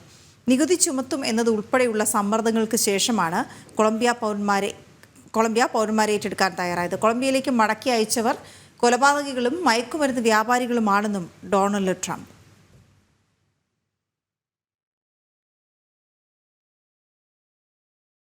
ഗാസയിലെ ഒരു വിഭാഗം ജനങ്ങളെ ഈജിപ്തിലേക്കും ജോർദാനിലേക്കും മാറ്റണമെന്ന ട്രംപിന്റെ നിർദ്ദേശം സ്വാഗതം ചെയ്ത് ഇസ്രായേൽ വലതുപക്ഷ നേതാക്കൾ. നെതന്യാഹു ഭരണകൂടത്തിലെ മുൻ ധനമന്ത്രി, മുൻ ആഭ്യന്തര സുരക്ഷാ മന്ത്രി എന്നിവരാണ് നിർദ്ദേശത്തെ പിന്തുണച്ചത്. ട്രംപ് ഇക്കാര്യത്തിനായി മുൻകൈ എടുക്കുമെന്ന് പ്രതീക്ഷിക്കുന്നതായി മുൻ ആഭ്യന്തര സുരക്ഷാ മന്ത്രി പറഞ്ഞു. താൽക്കാലികമായോ സ്ഥിരമായോ ഗാസയിലെ ജനങ്ങളെ മാറ്റുന്നത് പ്രയോജനം ചെയ്യും എന്ന നിലപാടാണ് ഇരു നേതാക്കൾക്കും. സാധാരണക്കാരെ ഹമാസ് മനുഷ്യ കവചമായി ഉപയോഗിക്കുന്ന സാഹചര്യത്തിലായിരുന്നു ട്രംപിന്റെ നിർദ്ദേശം. അപ്പോൾ ഇന്ന് ജനം കുടുംബത്തിന് സന്തോഷമുള്ള ചില കാര്യങ്ങൾ അറിയിക്കുകയാണ്. ഒരു പിറന്നാൾ ആഘോഷം ഇന്ന് നടക്കാനുണ്ട്. നമ്മുടെ ദേവിക പുത്തൻപുലരിയിലൂടെയും ഒക്കെയും പ്രേക്ഷകർക്ക് സുപരിചിതയാണ് ദേവികയുടെ ബർത്ത്ഡേ ആണ് ഇന്ന്. ദേവികയ്ക്ക് ആദ്യം ഒരു ഫാന്റാസ്റ്റിക് ബർത്ത്ഡേ ആഘോഷിക്കുന്നു. അതെ, അതോടൊപ്പം നമ്മുടെ എഡിറ്റർ റിൻറ്റുവിൻ്റെയും ബർത്ത്ഡേ ആണ്. അപ്പോൾ റിൻറ്റുവിന് ഫാന്റാസ്റ്റിക് ബർത്ത്ഡേ ആശംസിക്കുകയാണ്. Happy birthday both.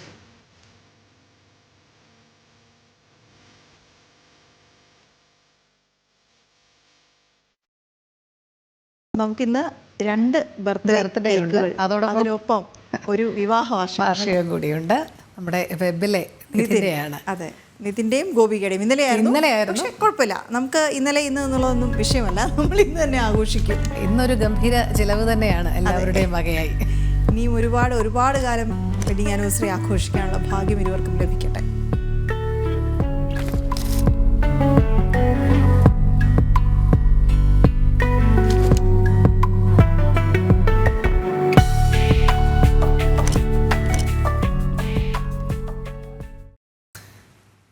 ഓക്കെ, നമുക്ക് വീണ്ടും ഇപ്പോൾ വരുന്ന ഒരു വാർത്തയിലേക്ക് പോകേണ്ടതുണ്ട് രോഹിണി.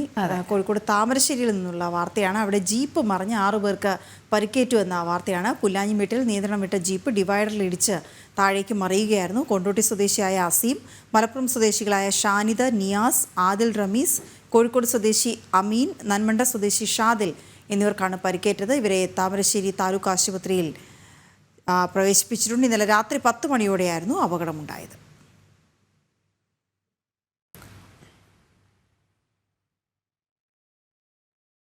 മുൻമന്ത്രി ആന്റണി രാജു പ്രതിയായ തൊണ്ടിമുതൽ കേസിൽ സ്പെഷ്യൽ പ്രോസിക്യൂട്ടറെ നിയോഗിക്കണം എന്നാവശ്യപ്പെട്ടുള്ള ഹർജി ഹൈക്കോടതി ഇന്ന് വീണ്ടും പരിഗണിക്കും. മാധ്യമപ്രവർത്തകനായ അനിൽ ഇമ്മാനുവലാണ് ഹർജിക്കാരൻ.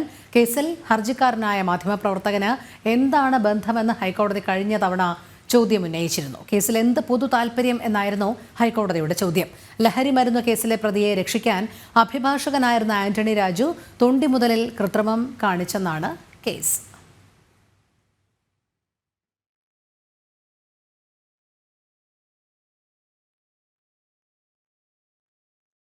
അങ്ങനെ നമ്മുടെ പഞ്ഞവുമില്ലാത്ത ഒരു ദിവസം എന്ന് വ്യക്തമാക്കിക്കൊണ്ടാണ് പുത്തൻപുലരിയുടെ 2 മണിക്കൂർ കടന്നുപോയത്. സമയം ഇവിടെ അവസാനിക്കുകയാണ്. എല്ലാവർക്കും നല്ലൊരു ശുഭദിനം നേരുന്നു. നന്ദി, നമസ്തേ.